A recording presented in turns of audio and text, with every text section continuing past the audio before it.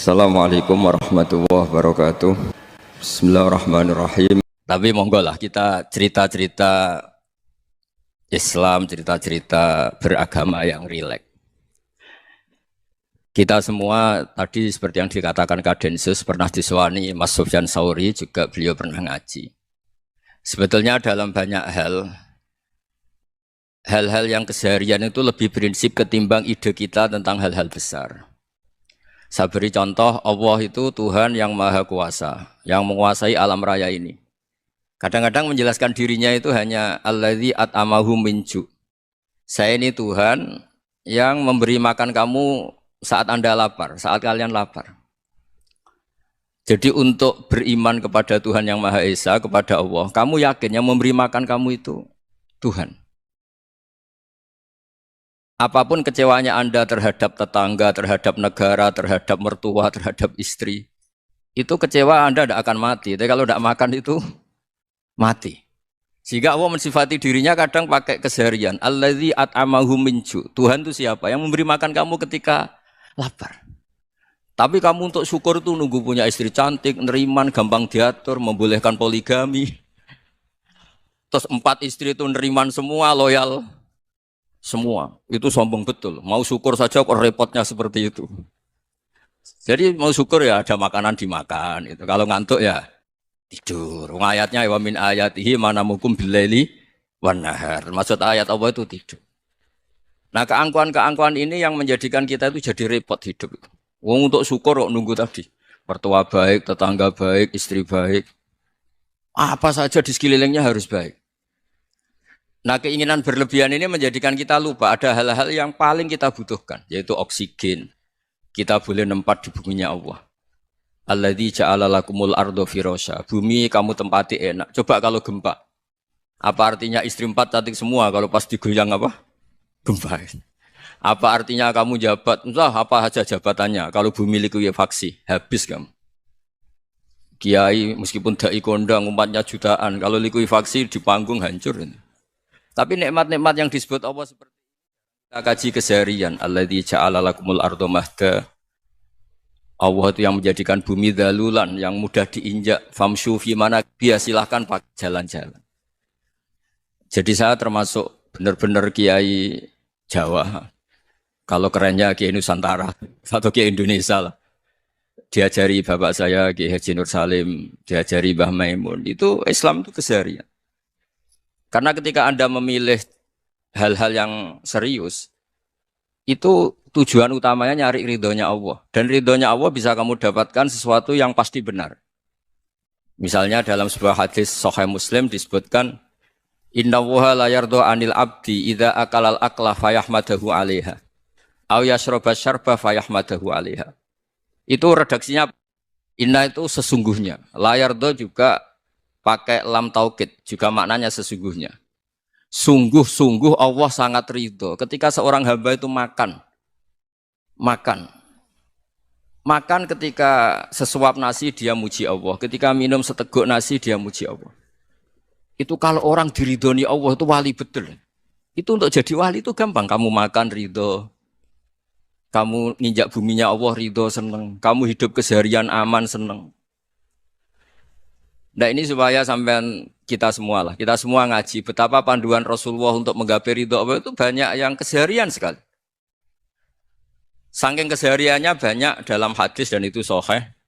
Nabi menyebut hal-hal yang keseharian. Hatta ma tas'alu fi fimra'atika. Kamu punya uang kemudian istri kamu bisa makan itu ibadah. Bahkan sebagian ibadah itu dicontohkan Nabi yang akhirnya diprotes sahabat. Yaitu wafi buti ahadikum sodakoh. Kamu menggauli istri kamu itu ya sodakoh. Sampai sahabat bilang yang benar ya Rasulullah. Ayati ahaduna syahwatahu wa huwa lahu ajrun. Masa urusan biologis, urusan syahwat kemudian dia dapat pahala. Nabi menjawab, alai salawadu'aha fi haramin akana alaihi wisrun. Bagaimana kalau dia meletakkan ke yang tidak benar itu kan dosa. Nah, hal-hal seperti ini yang saya ingin teman-teman semua lah. Saya juga agak ingin ngaji demi Anda juga enggak ingin. Itu dosa sekali ngaji kok pesanan kelompok tertentu itu enggak boleh. Islam itu untuk semua. Jadi ya cuma karena di depan saya jenengan ya seakan-akan jenengan korbannya. Itu ada ilmunya dalam usul fikih itu. Jadi orang itu harus ngaji usul fikih. nama yang disebut, mungkin Mas Sufyan masih ingat zaman ngaji usul fikih, nama yang disebut itu tidak jaminan sebagai prioritas perintah. Jadi misalnya gini, kebetulan yang di depan Nabi itu Abu Dzar, Nabi ya bilang, ya Abu Dzarin ini uhibbuka misalnya, atau ya Mu'ad ini uhibbuka, atau ya Abu Hurairah ini uhibbuka misalnya. Banyaklah riwayat yang Nabi nyebut ya Abu Dzarin, ya Mu'ad, ya Abu Hurairah. Kemudian misalnya Nabi meneruskan khitab, ini uhibbuka, saya mencintai kamu, fakul dubur sholatin, atau sebagian riwayat disebut fala tada'an dubura kulli sholatin, Allahumma inni ala dzikrika wa syukrika wa husni ibadatik. Saya mencintai kamu, siapa saja, Mu'ad bisa, Abu Dzar bisa siapa. Saya mencintai kamu, mohon kalau habis sholat kamu jangan lupa wiridan Allahumma a'inni ala dzikrika wa syukrika wa husni ibadatik. Ya Allah, tolong kami permudah supaya mudah ingat engkau. Anda tidak bisa mentang-mentang, wong nama saya Parmin, nama saya Purnomo, itu yang diperintahkan Mu'ad misalnya. Jadi yang disebut satu, tapi khitab itu untuk siapa saja. Saya teruskan ya. Jadi saya mohon semua kita melakukan kebaikan itu kalau dalam kaidah fikih disebut al yakin la yuzalu bisyak. Banyak kebaikan yang kebenarannya itu 100%. Tidak punya efek samping ke pihak lain, ke kelompok lain, ke komunitas lain. Itu tadi misalnya Anda makan dan itu murah sekali, hanya butuh satu piring. Setiap punyaan kamu muji Allah, setiap minum kamu muji Allah. Itu redaksinya Rasulullah SAW disebut Allah sangat ridho ketika seorang hamba makan, kemudian dia memuji Allah. Atau minum, kemudian dia muji Allah. Logikanya gampang, negara seperti ini yang kamu harapkan bentuknya kayak apa, mertua, ipar, komunitas, tetangga. Itu nyata terjadi, itu kan belum pasti. Sementara yang mesti terjadi adalah kamu butuh makan, kalau tidak mati. Butuh minum, kalau tidak mati. Butuh bumi yang nyaman ditempati, kalau tidak kita juga mati. Sebab itu Allah kalau menyebut nikmatnya itu hal-hal yang keseharian. Alladzi at'amahum min ju'. Allah itu siapa? Allah itu yang menciptakan kamu bisa makan. Tidak berlebihan, Allah itu yang menciptakan kondisi sosial itu ideal. Zaman Nabi itu ya ada orang munafik. Orang-orang pilihan Allah itu juga diuji orang sekelilingnya yang macam-macam. Semua diuji sesuai konteks zaman dan waktu. Nah, tapi ada ibadah-ibadah yang selalu disarankan Nabi. Sampai Nabi itu pernah ditanya, ayul Islam ya khairun ya Rasulullah, Islam terbaik itu gimana? Jawaban Nabi itu unik. It'amut to'am. Islam terbaik itu ya makan-makan, santai-santai. Ketika Allah menyebut beberapa kebaikan, falak tahamal aqobah, wa ma adrokan apa? Mal aqobah. Terusannya apa? Fakku rokobah. Terusannya apa? Au it'amun fiyaumin di masubaya. Atau acara makan-makan itu juga Islam. Kenapa? Ya bayangkan kalau tidak ada makanan, kita mati kan? Kondisi sosial tidak ideal itu Anda masih gak apa-apa. Tapi kalau Anda tidak makan, Anda tidak minum, kamu punya istri cerewet masih bisa hidup, punya mertua cerewet masih bisa hidup. Tapi kalau tidak makan bisa mati. Berarti penting mana istri sama makan? Penting mana? Makan. Semoga istri Anda dengar, nanti kamu disuruh makan tapi pulang deh. Itu kalau dibahasakan makan masih memahami. Penting mana nasi satu piring dengan istri. Enggak ada nasi mati, enggak ada istri belum mati. Penting mana? Gak berani jawab kan? Nah, ternyata Anda ada garang kan di depan istri. Jadi saya mohonlah, mungkin Mas Sufyan Sauri tadi yang bisa bantulah. Teman-teman tuh ngaji yang keseharian saja. Karena kita nyari ridha Allah itu berdasar firman Allah. Dan firman Allah itu menyebut keseharian tuh riang, gampang. Yaitu tadi misalnya wa min ayatihi manamukum billaili wan nahar. Termasuk ayat-ayat Allah itu kamu tidur. Maka dulu itu ada guyonan, ada tokoh Mu'tazilah, kelompok dalam Islam yang berpikir manusia itu bisa menentukan ikhtiarnya sendiri. Karena saya bisa duduk, ingin berdiri, berdiri. Karena kelompok ini nggak terima kalau semua kehendak Allah, nanti bagaimana kalau semua kehendak Allah kok ada hisab, ya ada sanksi. Lucunya itu, dia akhirnya, ini cerita ya, mencintai seorang perempuan, cantik sekali. Dan itu dia menjadi ahli sunnah itu oleh hal-hal yang sepele. Karena istrinya cantik, ya namanya suami istri itu hubungan intim. Terus ditanya, Mas, masih ingin lagi? Masih. Silahkan diulang lagi. Wah ya tidak bisa. Katanya manusia bisa menentukan yang di inginkan. Itu tobat itu. Itu nggak bisa ditobatkan Mas Sufyan Ats-Tsauri. Orang cantik yang mudah nobatkan orang itu orang cantik. Segampang itu. Akhirnya kita tahu, makanya kalau dalam kitab Hikam itu disebut al-aqil mayakul madza yaf'alu wa hubi wal ghafil mayakul madza af'al. Orang yang punya akal karena sadar ini wilayah Allah, semua milik Tuhan. Itu dia tiap hari berpikir, besok Allah akan melakukan apa terhadap dunia ini. Kamu merencanakan sesuatu mau plesir ternyata gempa. Mau wisata ke Rusia ternyata perang. Kamu tidak pernah tahu apa yang akan terjadi besok. Wa ma tadri nafsum madza taksibu ghada. Tapi Anda semua kita ini sering punya jadwal permanen. Makanya saya kalau diundang siapa saja, isane takdir. Yang jelas Gus ini acara penting. Ya masih acara penting nak pangeran ngersakno apa piye? Kok ape dadi pangeran? Kamu kok mau jadi Tuhan? Itu kadang ya kiai. Penting Gus acara ini jenengan harus memastikan bisa. Loh kamu itu yang ngajarin tauhid, sesuatu itu biadillah kok bilang-bilang apa pasti. Kalau maksa terus tak tobatkan dong kamu kata saya itu. Ya kalau gitu Gus bilang insya Allah. Wah itu hati saya, fisik saya, roh saya sudah bilang insya Allah. Tidak usah kamu latih kata saya. Nah hal-hal tauhid keseharian itu gampang sebetulnya. Wal ghafil yaqulu madza af'al. Tapi orang yang lupa Allah dia setiap hari bilang besok apa? Kita bisa melakukan apa? Seakan-akan dia itu aktor, dia penting, dia subjek permanen, dia. Padahal kita ini hanya objek kehendak Allah Subhanahu wa taala. Karena kita yakin sesuatu yang terjadi di alam raya ini kita tidak bisa apa-apa. Makanya saya sering ngaji, sering bilang saya. Ketika Anda mensifati Allah, dia yang menghidupkan. Sudah itu tanamkan, sehingga ketika kita mati, santai saja. Kenapa santai? Allah punya cara menghidupkan kita. Zaman kita hidup juga gak tahu caranya ngelola jantung, ngelola paru-paru. Kamu juga gak tahu ngelola oksigen yang tidak beracun, tidak ngandung polusi. Tahu-tahu hidup. Gak ingin tua ya tahu-tahu tua. Gak ingin mati tahu-tahu mati. Selama ini kita hidup juga gak tahu apa sebetulnya.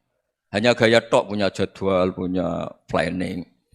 Kalau kamu bisa menentukan pilihan Anda, pasti Anda istrinya cantik, 4 neriman semua, kona'ah semua. Nyatanya enggak kan? Ada 1 jelek, cerewet. Oh itu kan, nyatanya enggak bisa apa-apa Anda kan? Dan kamu bawa mati lagi. Itu kan, istri Anda juga gitu, punya keinginan, punya suami yang ganteng, yang jabat, yang neriman, yang enggak poligami. Ya enggak kesampaian juga. Kalau kita ngitung tingkat kegagalan kita itu gagal terus. Ya kan? Nah, terus ingat Allah, madza yaf'alu wa bi. Orang yang punya akal selalu berpikir Allah itu menghendaki apa terhadap saya. Lalu sama-sama orang itu. Ngelihat orang yang serius, itu kata Anda itu pemikir berat, serius. Senang punya tokoh yang merengut karena kamu anggap serius. Tapi sebagian orang nganggap orang yang serius itu wong merengut, wong masam, wong muka kok ditekuk. Jadi sama itu hati ya muqallibal qulub tsabbit qalbi ala dini, karena kita enggak tahu cara berpikir kita tentang orang lain, tentang sekeliling kita. Misalnya kita orang baik yang jenis ngrumat fakir miskin. Ada orang bangun masjid mewah itu janggal. Apa artinya masjid mewah kalau banyak orang kelaparan? Tapi kalau yang jenis pendidikan apa artinya masjid mewah kalau enggak bisa ngaji? Nanti yang jenis infrastruktur apa artinya ini kalau semuanya punya sudut pandang yang berbeda-beda. Dan Islam mengapresiasi semua kebaikan. Tapi katakan semua kebaikan itu adalah kehendak Allah Subhanahu wa taala. Karena apapun baik Anda itu pakai fasilitas yang diberikan oleh Allah Subhanahu wa taala. Sehingga ini yang disebut qulillah tsumma darhum fi khawdihim yal'abun. Ya kembali tadi ke tema-tema bahwa keseharian Anda ini sudah Islami. Saat Anda tidak bisa melakukan apa saja. Saya sering ada jenazah, biasanya kalau tetangga meninggal saya sering disuruh ngelepas. Saya bilang orang ini baik, karena sering ngelamun di rumah, sering nganggur di rumah. Ditanya sama anaknya, kenapa Gus nganggur baik? Ya kalau dia nganggur artinya juga enggak berbuat sesuatu yang maksiat kan? Ya kan, orang nganggur di rumahnya ya enggak bunuh orang, enggak maling, enggak korupsi, ya namanya nganggur di rumah. Lah cuma istri cara pandang nganggur enggak menghasilkan uang gitu. Tapi juga enggak menghasilkan kriminal kan? Jadi sebenarnya Islam itu makanya kalau sampai ngaji usul fikih itu ada kitab usul fikih namanya Lubul Usul, itu terkenal sekali di pesantren itu. Itu kalau ngapresiasi keseharian itu luar biasa. Izma min mubahin illa wa yatahaqqaqu bihi tarku haramimma. Karena keseharian yang mubah saat Anda lakukan itu ada kehebatan yang luar biasa, yaitu meninggalkan haram. Makanya dulu banyak orang-orang alim ketemu temannya itu guyon sampai semalaman. Itu biasanya yang semangat Islam itu kiai kok udah tahajud, kiai kok udah witir. Orang yang sedang mapan uangnya banyak, malam itu udah kelayaban itu sudah luar biasa. Melawan nafsu supaya tidak maksiat itu sudah luar biasa. Supaya lupa guyon sama temannya semalaman sampai subuh. Gejolok-gejolokan ngenang zaman miskin, zaman kuliah nggak jelas, zaman apa. Melihatnya jangan tarkut tahajud. Seperti ini meninggalkan tahajud, tapi meninggalnya ini talkul muharramat. Jadi kayak apa hebatnya? Sehingga Imam Ghazali punya riwayat yang agak unik. Hatta takuna ibadatu akhiri hadil ummah iku an-naum. Sehingga suatu saat ibadah terbaik umat ini itu tidur. Itu kan riwayat kontroversi. Ketika Imam Ghazali ditanya, kenapa iya? Kenapa kamu mulai keluar dari rumah itu sudah banyak maksiat? Melihat perempuan yang enggak mahram, melihat fenomena. Tapi kalau kamu tidur itu enggak melihat apa-apa. Tapi juga kamu jangan menganggap tidur itu ibadah betul. Saatnya melakukan fardu ain malah masih tidur. Tapi itu sudut pandang yang menjadikan kita Islam itu gampang. Jadi saat Anda tidak bisa aktivitas apa-apa, misalnya ada beberapa orang yang lumpuh. Lumpuh itu memang nggak bisa Jumatan, nggak bisa ibadah, tapi dia juga nggak bisa maksiat. Tidur itu memang Anda saat itu tidak bisa tahajud, tidak bisa witir, tapi saat itu ada zina, ada maling, tidak gosipkan orang, tidak bully orang, tidak menanamkan kebencian, tidak hasud. Sehingga tidur menurut Allah Ta'ala wa min ayatihi manamukum billaili apa? Wanahar. Karena di tidur itu selain ada unsur istirahat, jaga kestamina, juga ada unsur meninggalkan beberapa keburukan. Nah saya mohon ibadah yang keseharian ini kita jaga. Supaya kita semua baca ayat itu fasih. Fasih itu tertanam di hati. Allah itu siapa? Alladzi at'amahum min ju'i wa amanahum min khauf. Dan Allah kalau cerita di Quran itu anna sababnal ma'a sabba tsumma syaqqaqnal ardha wa syaqqa fa ambatna fiha habba wa inaba wa qadba wa zaituna wa nakhla wa hada'iqa hulba. Kamu tahu saya ini siapa kata Allah? Saya ini adalah Tuhan yang menurunkan air, kemudian ada tanaman banyak. Habba wa inaba wa qadba, ada zaitun, ada tin, kalau orang Jawa mungkin ada tela, ada padi, ada mangga, ada pisang. Sudah. Wa inaba wa zaituna wa nakhla wa hada'iqa hulba, ada perkebunan yang lebat. Tujuannya apa? Mata Allahkum, silahkan kamu pakai, kamu nikmati. Tapi karena kadang kita ini punya ide-ide besar. Tadi untuk syukur saja nunggu punya istri riman, rumah baik, tetangga baik, komunitas baik, semuanya baik baru syukur. Lama-lama nanti ada di surga, syukurnya nunggu surga paling kelas A. Itu sudah ada yang menghuni Rasulullah, kamu nggak boleh di situ. Masa untuk syukur saja? Repotnya Masya Allah. Jadi mohonlah Quran yang kalau Anda hafalkan juz amma itu kan ada ayat-ayat yang kayak tadi. Ya, fal yang dzuril insanu ila ta'ami. Coba lihat apa yang kamu makan ya? Dari mana? Dan untuk mempertahankan hidup kamu keseharian. Jadi jangan kira ibadah itu harus membentuk komunitas yang versi Anda. Ibadah itu harus hal yang mulu-mulu. Kesehariannya Anda alami. Loh ini saya tidak bikin-bikin. Saya ngaji bukan karena berdasar pesanan. Itu ayat yang saya baca kan betul ada ayatnya kan. Fal yang dzuril insanu ila ta'ami. Anna sababnal ma'a sabba tsumma syaqqaqnal arda syaqqa fa ambasna fiha habba wa inaba wa qadba wa zaituna wa nakhla wa hada'iqa ghulba. Terusannya apa? Mata'al lakum, silakan kamu nikmati. Mata itu silakan kamu nikmati. Ya kayak sampean dikasih hidangan ya makan. Ya sudah makan, habis makan ya minum, habis itu ngantuk ya tidur. Ya sudah normal-normal saja. Kayak apa indahnya Islam? Tapi Anda mencari Islam yang gimana lagi? Nah itu yang diajarkan guru-guru kita, diajarkan sanad kita sampai Wali Songo, sampai Rasulullah SAW. Bahwa pada akhirnya ada jihad, ada perang. Itu dulu memang perang, bukan membunuh. Beda. Dulu kita dijajah Belanda ya perang, dan itu normal karena kita dijajah.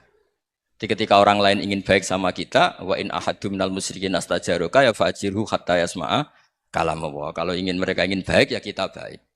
Makanya ada istilah musta'man, mu'ahad. Kalau mereka ingin damai, berdampingan dengan kemajmukan ya itu yang lebih baik. Karena memang Islam menghormati proses perdamaian.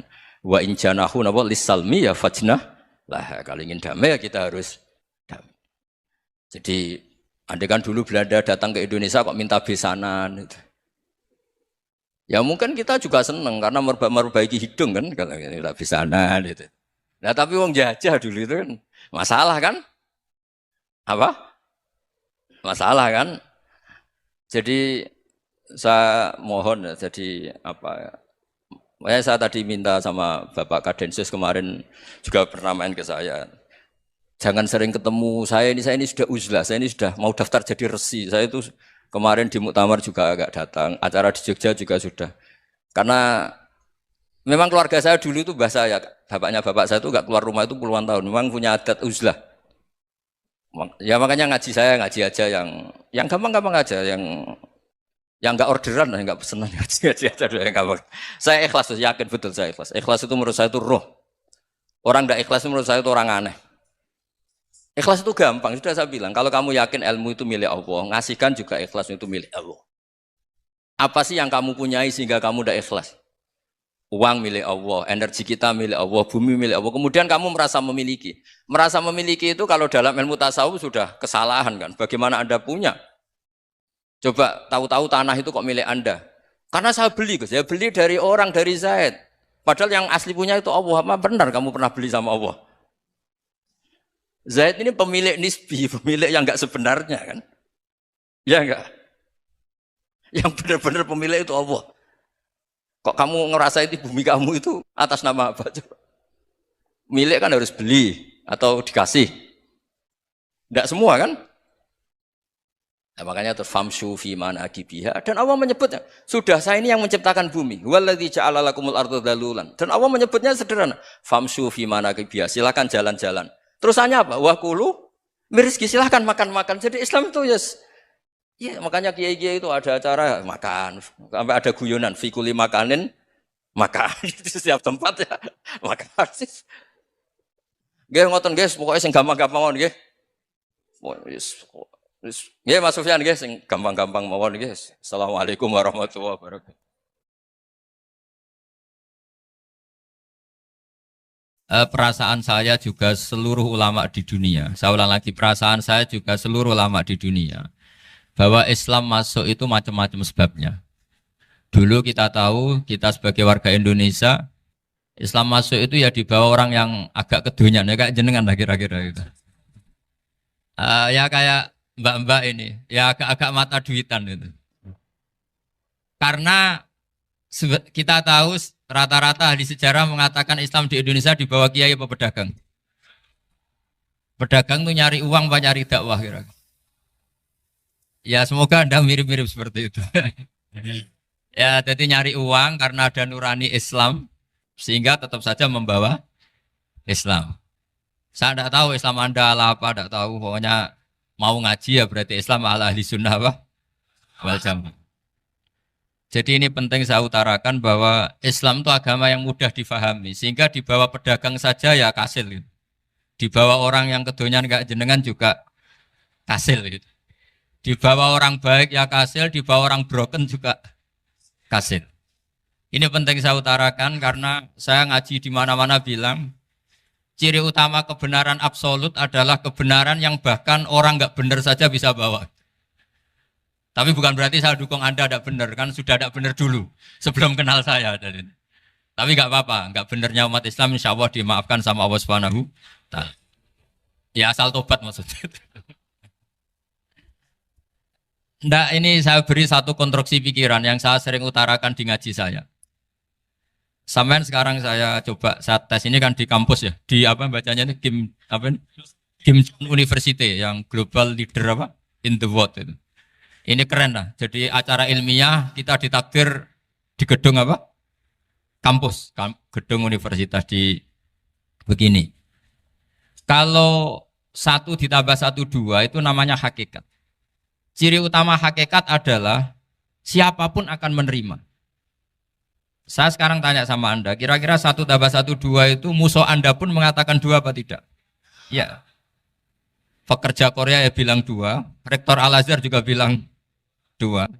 Kamu yang sekarang sedang mungkin sebagian broken sama istri juga bilang 2. Istri kamu yang mangkal sama kamu juga bilang 2. Yang cemburu ya bilang 2, yang dicemburuin juga bilang 2. Karena begitu mudah kebenaran absolut diterima oleh siapa saja. Begitu juga eksistensi Allah sebagai Tuhan.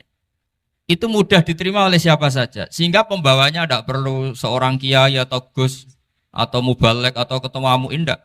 Cukup karyawan pekerja Korea.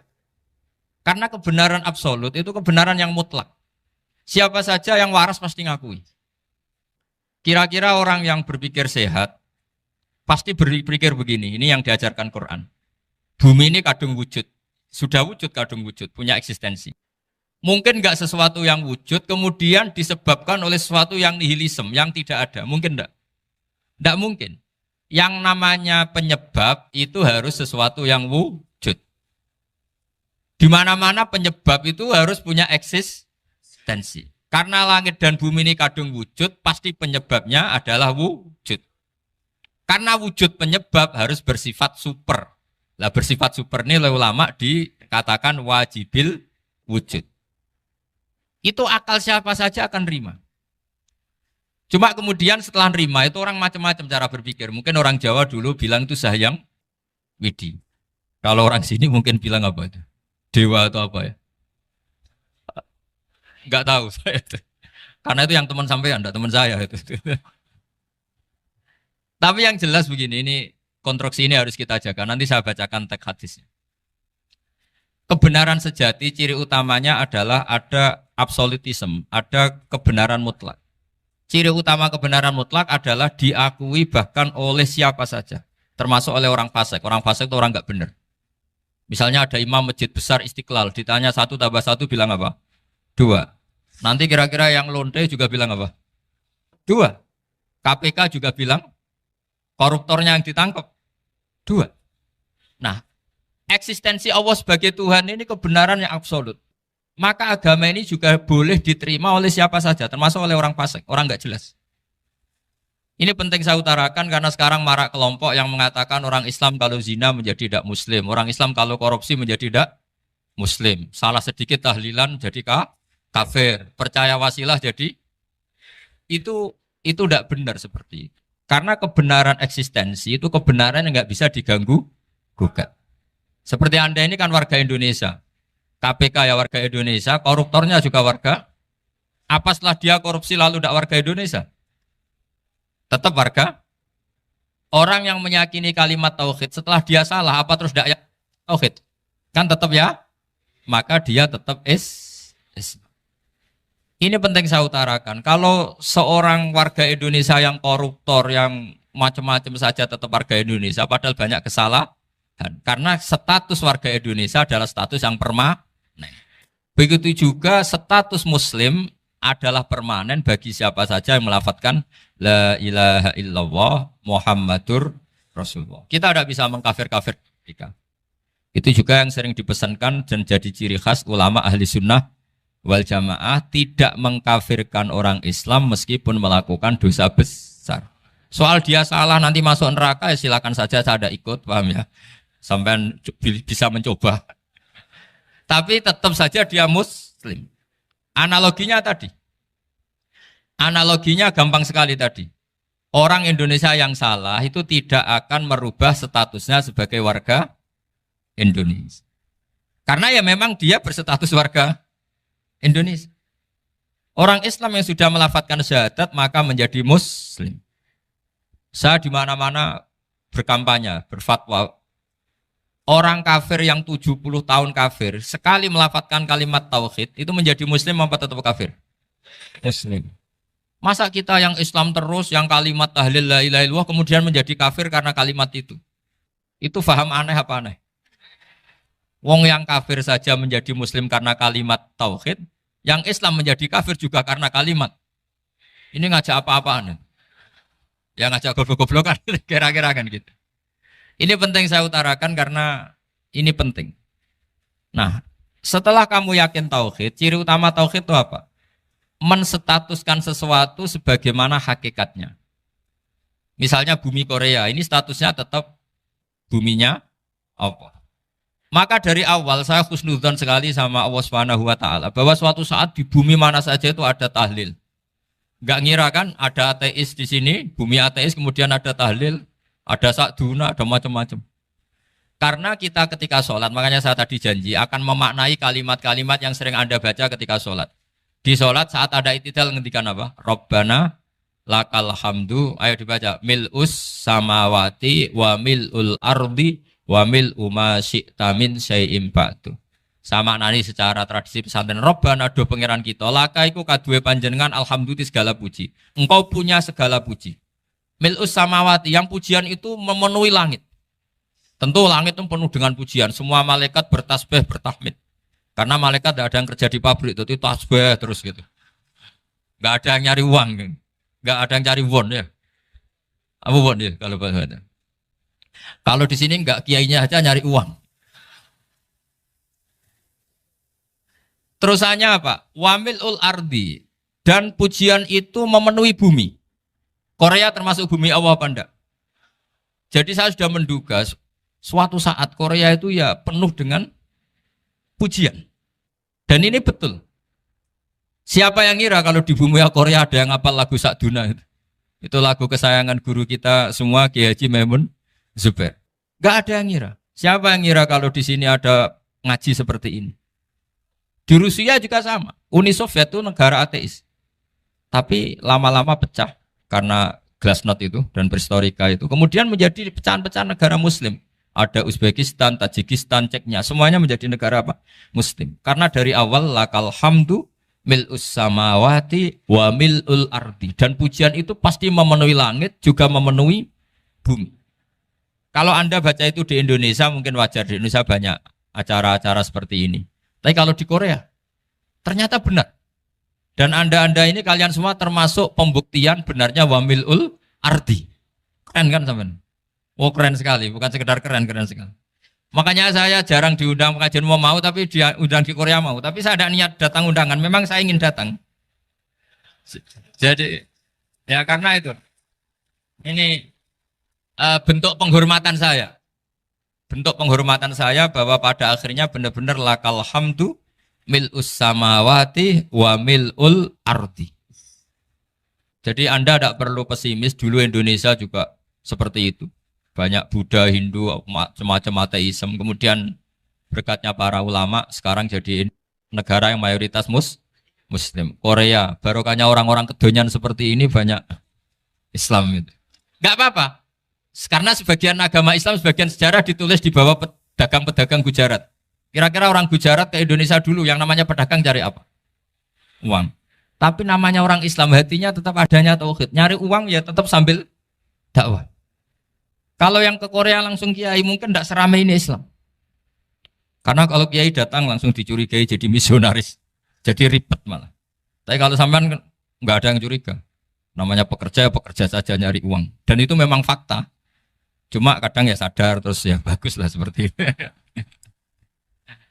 Nggak apa-apa. Maksud saya ini saya memberi support, memberi tasjek bahwa Allah itu luar biasa. Jadi kalau ingin menyebarkan agamanya macam-macam. Kadang kiai tidak bisa mengislamkan orang, itu anak-anak mahasiswa pacaran, itu banyak yang pacarnya itu masuk Islam. Tapi sampean jangan bilang pacaran halal, ya tidak pernah halal. Tapi Allah kalau menghendaki memberi hidayah itu jalannya macam-macam. Ada yang lewat kerja, coba yang bayangkan ada tahlilan di Korea itu semua kiai tidak pernah bayangkan. Tapi setelah banyak pekerja di sini, kemudian mereka insaf atau sedang insaf, tidak tahu ini. Sampai kapan insafnya juga tidak tahu. Tapi yang jelas ini hebat. Ini apa? Hebat. Tahu-tahu ya seperti ini. Makanya iman saja Rabbana lakal hamdu mil'us samawati wa mil'ul ardi. Masih ditambahi wa mil'u ma syi'ta min syai'im ba'du. Karena Allah itu zat yang tidak terperikan, zat yang tidak terbatasi. Maka pujian di langit dan bumi ini masih kurang. Masih ada apa saja yang nanti akan dipenuhi oleh pujian kepada Allah Subhanahu wa ta'ala. Wa mil'u ma syi'ta min syai'im ba'du. Dan pujian kepada Engkau ya Allah akan memenuhi semua ruangan yang Engkau kehendaki. Mungkin suatu saat negara-negara yang sekarang yang paling minim Islam itu di Amerika Selatan. Kayak di Argentina dan sebagainya. Itu nanti suatu saat juga penuh dengan pujian. Karena tetap Rabbana lakal hamdu mil'us samawati wa mil'ul ardi wa mil'u ma syi'ta min syai'im ba'du. Saya di Jogja setiap akhir ngaji saya ajarin wiridan. Mungkin wiridan ini tidak asing bagi jenengan karena sering saya baca. Subhanallah wa bihamdihi adada khalqihi wa ridho nafsihi wa zinata arsyihi wa midada kalimat. Bahwa kita memuji Allah itu adada khalqi, sesuai jumlah makhluk Allah. Semua makhluk Allah meskipun kelihatannya mengecewakan, ini semuanya memuji sama Allah Subhanahu wa taala. Meskipun kadang kita kecewa, kadang kita tidak cocok. Coba barokahnya Anda ini agak-agak kecewa gitu dengan Indonesia karena nggak menyediakan lapangan kerja untuk Anda. Tapi ya nggak kecewa-kecewa amat ya, agak-agak saja. Karena Anda tetap semua mencintai Indonesia. Gara-gara agak-agak kecewa cari negara lain. Akhirnya di Korea, ada yang di Jerman, ada di Inggris. Tapi bawaan pernah ngaji di musola, Islam ini ke bawah.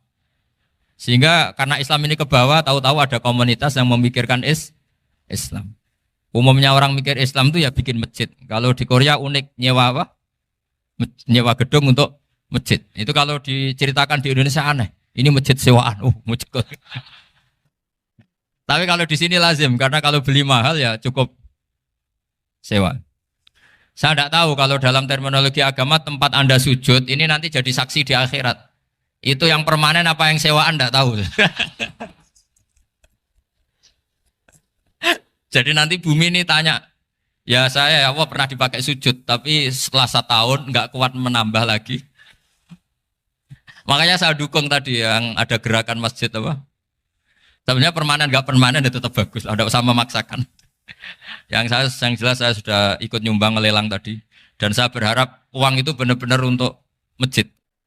Kalau untuk takmirnya juga gak apa-apa, yang penting untuk menghidupi masjid. Saya juga termasuk kiai yang gak suka kalau hukum itu terlalu fanatik. Misalnya uang ini untuk masjid, kemudian imamnya diterlantarkan. Karena alasannya ini untuk masjid. Imam kan gak masjid. Nah ini kalau imamnya gak diservis, kemudian mutung terus pulang ke Indonesia. Ini jadi masalah. Tapi saya juga gak suka kalau ada negara gitu. Betul-betul saya gak suka.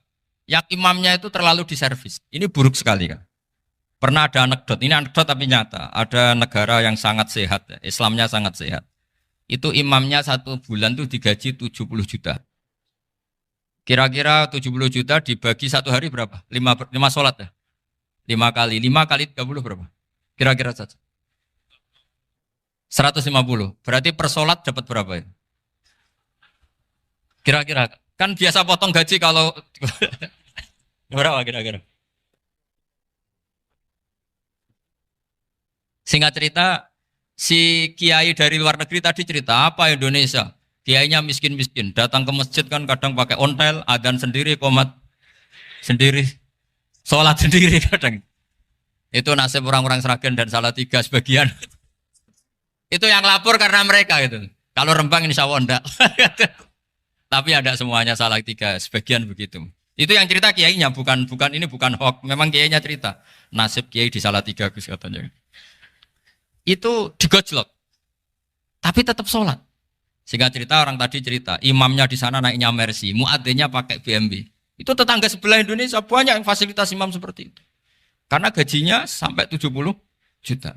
Setelah dia cerita bangga karena negaranya mengapresiasi imam sholat, sama kiai Indonesia dia omongin gini, makanya kamu sholat terus, takut potong gaji ya. Gitu. Itu kagetnya bukan main dia. Dikira itu satu sifat kelebihan negaranya, ternyata buruk sekali karena imam sholat karena takut potongan gaji. Akhirnya kiai Indonesia bangga, alhamdulillah kita sholat tanpa gaji. Dan tetap sholat. Keren mana yang digaji sama Anda? Ini yang di atas ini banyak calon imam. Tidak keren mana imam yang digaji sama Anda? Keren yang enggak.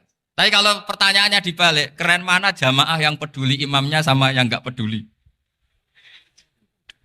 Jadi jawabannya harus tetap seperti itu. Imamnya keren yang ikhlas. Tapi jamaahnya keren yang peduli imamnya. Jelas ini ya fatwa saya ya. Gimana? Imamnya baik yang ikhlas. Tapi jamaahnya baik yang peduli nasibnya. Tapi sekali imam dari awal gak ikhlas itu harus di PHK. Itu bahaya bagi agama kalau awalnya sudah ada ikhlas. Karena nanti setelah habis subuh terus dihitung. Wong setahu saya sholat terus kok kenapa gajinya tinggal segini? Ya, setahu saya sholat terus kok gajinya tinggal segini. Terus nanti takmirnya bilang, kemarin duhur Pak Yai tidak ngimamin. Kemarin asar tidak ngimamin. Terus dihitung. Bisa enggak agama akan berjalan seperti itu? Enggak kan? Ya makanya pertanyaannya tadi, suka atau punya imam ikhlas? Suka. Tapi imamnya juga suka kalau jamaahnya peduli. Ini penting. Jadi saya mensupport Anda, mensupport kalian semua bahwa agama ini akan diurus oleh Allah Subhanahu wa taala. Makanya Sayyidina Umar radhiyallahu anhu kalau disuruh mikir agama itu tidak mau. Tidak mau betul. Ketika Umar jadi khalifah itu puncak keemasan masa Islam. Semuanya stabil, semuanya hebat. Sampai Irak, Iran zaman itu Persia masih. Semuanya Mesir. Itu semuanya ikut Islam. Ketika Islam pada puncaknya, yang dikhawatirkan oleh masyarakat adalah begini. Lalu setelah Umar itu bagaimana? Islam setelah dipimpin orang yang tangguh, yang kuat, yang waroi, yang zuhud. Lalu setelah Umar itu gimana? Tapi Umar disuruh mikir gak mau. Sampai setiap Abdullah bin Umar jalan-jalan di kampung-kampung itu abahnya dianggap pecundang. Tahu sampean pecundang? Orang yang gak tanggung jawab. Karena orang-orang bilang gini, ya Abdullah bin Umar, bagaimana pendapat Anda kalau ada penggembala kambing di tengah hutan atau di tengah padang rumput, kemudian dia ninggal gelanggang kambingnya. Kamu anggap penggembala ini gimana? Oh itu penggembala yang dolim itu. Pasti kalau kambing ditinggal ya kacau. Apalagi ini umatur Rasulullah Shallallahu Alaihi Wasallam. Ini abah kamu tidak pernah wasiat, tidak pernah ngatur suksesi. Lalu Islam setelah dia bagaimana? Suruh dia ngomong penggantinya siapa? Karena beliau sudah sepuh harus ada suksesi. Akhirnya Abdullah bin Umar lapor ke Umar. Ini gimana abah orang mengkomplain begini, begini, begini. Apa kata Umar? Agama itu beda dengan kambing katanya. Agama itu milik Allah Subhanahu. Mbok saya pikir, tidak saya pikir tetap jalan. Nah ini terbukti. Jangan ulama ya ndak, mufti ya ndak, tapi bisa menjalankan agama. Kalau agama sampean pikir malah rusak. Sudah pokoknya lakukan saja, tidak usah dipikir. Akhirnya betul. Karena agama ini milik Allah. Soal kita serius memikirkannya itu karena khidmah. Karena kita ingin berbakti pada agama. Tapi Anda tidak boleh berpikir kalau agama ini butuh pemikiran Anda. Beda loh ya. Kita khidmah agama serius karena kita ingin mengkhidmai agama. Tapi agama ini tidak pernah butuh kita. Karena agama ini akan diurus oleh Allah Subhanahu. Coba pas sampean kecil, orang jilbaban di Indonesia itu banyak apa banyak sekarang? Banyak sekarang. Kiainya mutu orang dulu apa mutu orang sekarang? Tapi perkembangan Islam itu ramai sekarang apa ramai dulu? Ramai sekarang. Islam menyebar di seluruh dunia itu zaman Wali Songo, zaman sampean keren mana? Keren sekarang. Kualitas solehnya sampean sama Wali Songo? Wali Songo. Ini betul. Karena agama ini diurus oleh Allah Subhanahu wa taala. Maka kata Sayyidina Umar, agama ini innallaha ta'ala yakhfadhu dinah. Innallaha ta'ala la yudhi'u khilafatahu waladina. Allah itu tidak akan menyia-nyiakan agamanya. Ini terbukti. Agama ini pernah dipimpin orang terbaik di dunia, yaitu Rasulullah Shallallahu Alaihi Wasallam. Ketika beliau intakola ila rofiqil ala, ketika beliau pindah ke alam sana, diteruskan oleh sahabat yang tentu jauh di bawah Rasulullah. Diteruskan tabiin, diteruskan para wali songo, diteruskan sayang sampean yang jauh di bawah wali songo. Sejauh-jauhnya. Tapi agama jalan sampai Korea. Agama jalan sampai apa? Dulu Wali Songo itu hanya sampai Mojokerto, sampai Tulungagung. Di bawah sampean, Kelayaban sampai mana ini? Korea. Coba kalau Allah tidak ngurus, nggak bisa. Yang gerakkan hatinya sampean peduli sama masjid siapa? Allah Subhanahu wa taala. Yang menggerakkan hati sampean peduli sama agama siapa? Tapi yang menggerakkan sampean ke Korea apa? Uang kan?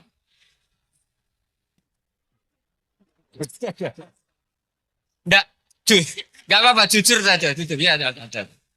Santai aja.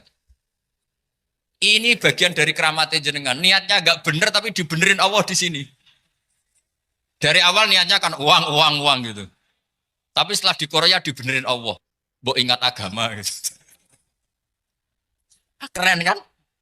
Makanya yang syukur sama Allah Subhanahu wa taala. Yang bisa hanya Allah taala. Makanya dalam dunia kiai selalu baca apa? Alhamdulillah alladzi hadana li hadza wa ma kunna linahtadiya laula an hadana Allah. Alhamdulillah kita diberi hidayat seperti ini. Kalau tidak Allah tidak bisa. Sudah mata duitan, kadang istri ngomel, mertua tidak percaya. Sudah setengah-setengah broken gini saya tahu sampai ke Korea itu karena broken pas saking sayangnya keluarga. Potensinya hanya dua. Dibela-belain kerja demi keluarga atau agak broken maka ke sini. Tapi apapun potensi itu tetap baik. Itu takdir sudah, itu takdir tidak usah dibicarakan. Semua itu apa? Karena orang kalau sedang rukun ya tidak mau tukaran, kalau sedang tukaran ya tidak mau rukun. Itu sudah semuanya takdir. Kata bapak saya dulu kalau ada orang mau jualan tanah, Pak Yai tanah saya mau saya jual.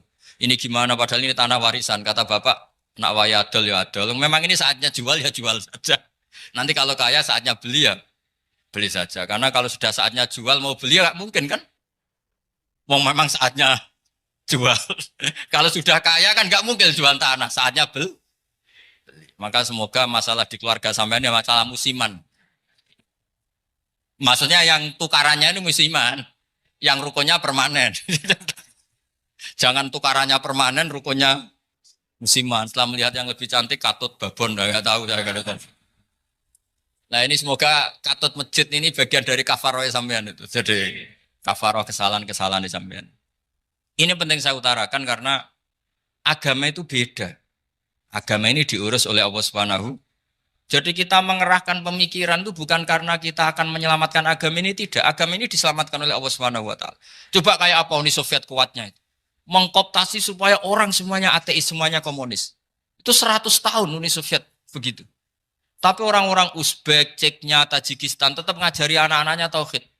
Itu ada yang cerita itu sampai mengajarkan tauhid itu di bawah tanah, di basement. Tapi Allah menghendaki Rusia itu Uni Soviet jatuh. Ketika jatuh, negara-negara ini langsung menjadi negara Islam, yaitu Uzbek, Tajikistan, Ceknya. Mungkin nggak mereka langsung menjadi negara Islam, andai kan saat menjadi Uni Soviet benar-benar menjadi ateis. Nggak mungkin kan? Karena saat dikooptasi Uni Soviet, akidah mereka tetap tauhid. Cuma nggak berani muncul. Artinya apa? Uni Soviet nggak bisa menghabisi Islam. Kurang kerennya Uni Soviet zaman itu. Bisa nggak menghabisi Islam? Nggak bisa.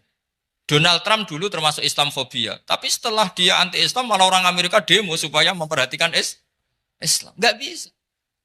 Makanya Korea pun nggak bisa menghabisi Islam. Kalau sampean menghabisi Islam sendiri bisa. Karena terus nggak mau sholat, nggak mau zakat, itu sampai. Tapi sampean tahu yang Islamnya habis, Islam tetap baik-baik saja.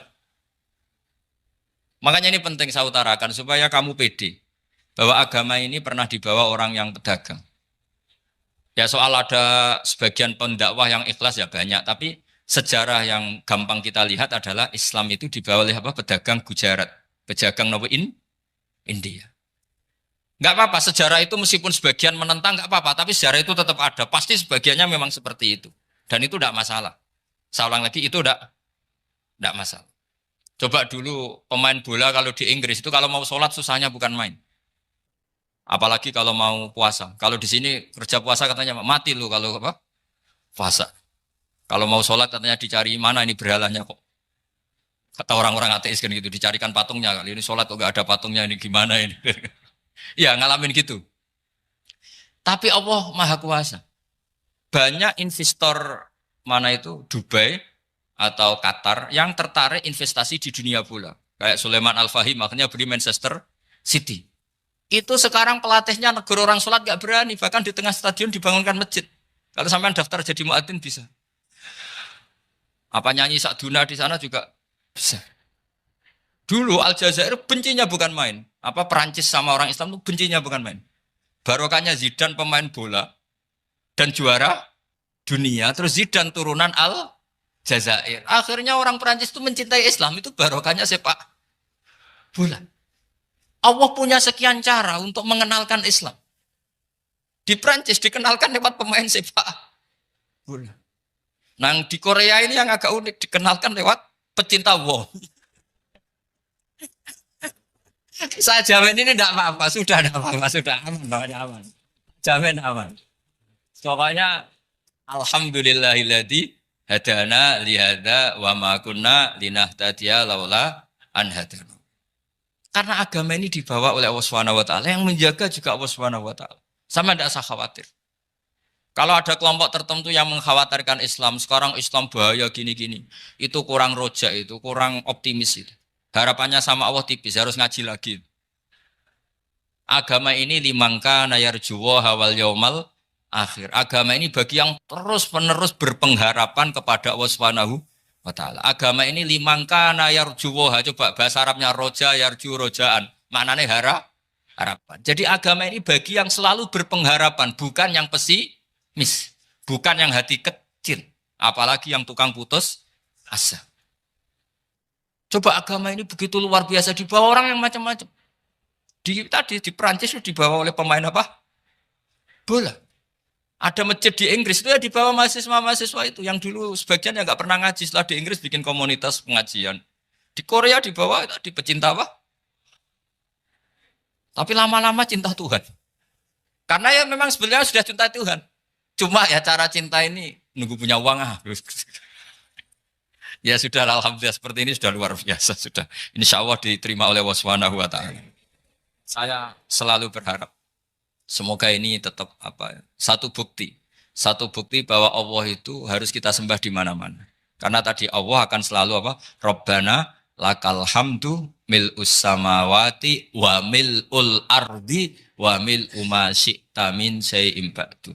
Bahwa pujian kepada Allah akan selalu memenuhi langit dan memenuhi bumi. Bumi Korea termasuk buminya Allah. Makanya pegangan yang saya minta sama pengurus untuk di-share adalah Dawai Rasulullah Shallallahu Alaihi Wasallam. Mungkin nanti panitia harus mengeser itu. Ini Musnad Ahmad, riwayat dari Imam Ahmad. Al-Bilad bila dua. Sudah punya? Nanti di-share ya yang gitu.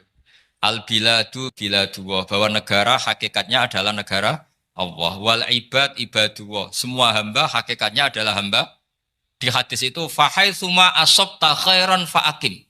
Kapan saja kamu menemukan kebaikan di tempat Anda berdomisili, fa'akim, kamu tidak apa-apa di situ.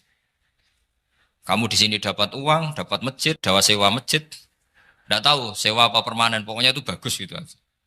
Buminya dirayu. Bumi meskipun ini enggak permanen, tapi tetap jadi saksi loh ya. Harus ada kompromi ini. Karena kalau dengar orang Indonesia jadi aneh, masjid kok nyewoi. Tapi aneh di Indonesia, ada aneh di sini, sampean tenang saja. Tentu malaikat pencatat di sini juga sudah tahu kalau sebagian masjid itu sewaan. Jadi ya ada iskal-iskal amat lah, sudah.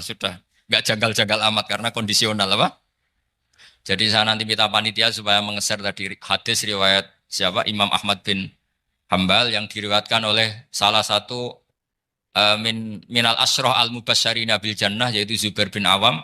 Nabi ngendikan al-biladu biladullah, negara mana saja adalah negara Allah. Wal ibad ibadullah, semua hamba adalah hambanya Allah. Fahaitsuma asabta khairan, di mana saja kamu mendapatkan kebaikan, fa'akim, kamu tidak apa-apa berdomisili di situ. Ya saya mohon ini penting sekali, pokoknya saya mohon kalimat tauhid ini dijaga. Karena kalimat tauhid ini kata semua ulama, kasyajaratin thayyibatin asluha tsabitu wa far'uha fis sama. Dan kalimat tauhid ini pasti tu'ti ukulaha kullahinim bi'izni rabbiha. Kalimat tauhid yang dibawa umat Islam seluruh dunia. Meskipun dia orang fasik, orang enggak benar, tetap tu'ti ukulaha kullahinim bi'izni rabbiha. Kalimat ini akan membawa berkah bagi orang yang dihinggapi atau didomisili ini umat Islam. Coba sebagian nanti orang Korea menjadi muslim itu karena di sini ada komunitas pekerja muslim, kemudian menyisakan atharul Islam. Jejak-jejak Islam. Enggak apa-apa. Pasti kalimat ini tu'ti ukulaha kullahinim bi'izni rabbiha. Jadi kalimat tauhid adalah kalimat yang kata Allah tu'ti ukulaha kullahinim bi'izni rabbiha. Anda tidak usah khawatir. Bahwa apa yang Anda lakukan apapun kecilnya akan ditulis oleh Allah Subhanahu wa taala. Kata Allah wa naktubu ma qaddamu wa atharahum. Di mana di surat Yasin itu? Inna nahnu nuhyil mauta wa naktubu ma qaddamu wa atharahum. Saya bisa menghidupkan orang mati dan semua amal kalian saya tulis, kata Allah. Wa atharohum, dan jejak-jejak yang pernah kalian lakukan juga ditulis. Tak terang, kowe nek ora paham kok nek mlebu swarga dadi paham. Dadi iki pilihane ku loro. Dadi nek kowe saiki ra paham kok ning swarga paham. Nek saiki paham kesuk ben bun neraka dadi ra paham. Dadi mun ra usah direncana mlebu napa? Rokok wae mlebu-mlebu dhewe rasa direncanakno ampun. Dados ngeten nggih, dados ahli swarga ya kurang penggawean, pancen salat wis ra wajib, ora ono pilpres, gak ono apa dadi kurang penggawean. Ahli swarga niku saking kurang penggaweane iku jagungan. Dadi misale kula Mustofa Ruhin jagungan, piye enak ning swarga? Ya enak. Zaman ning donya piye? Terus cerita, saya itu punya teman ateis.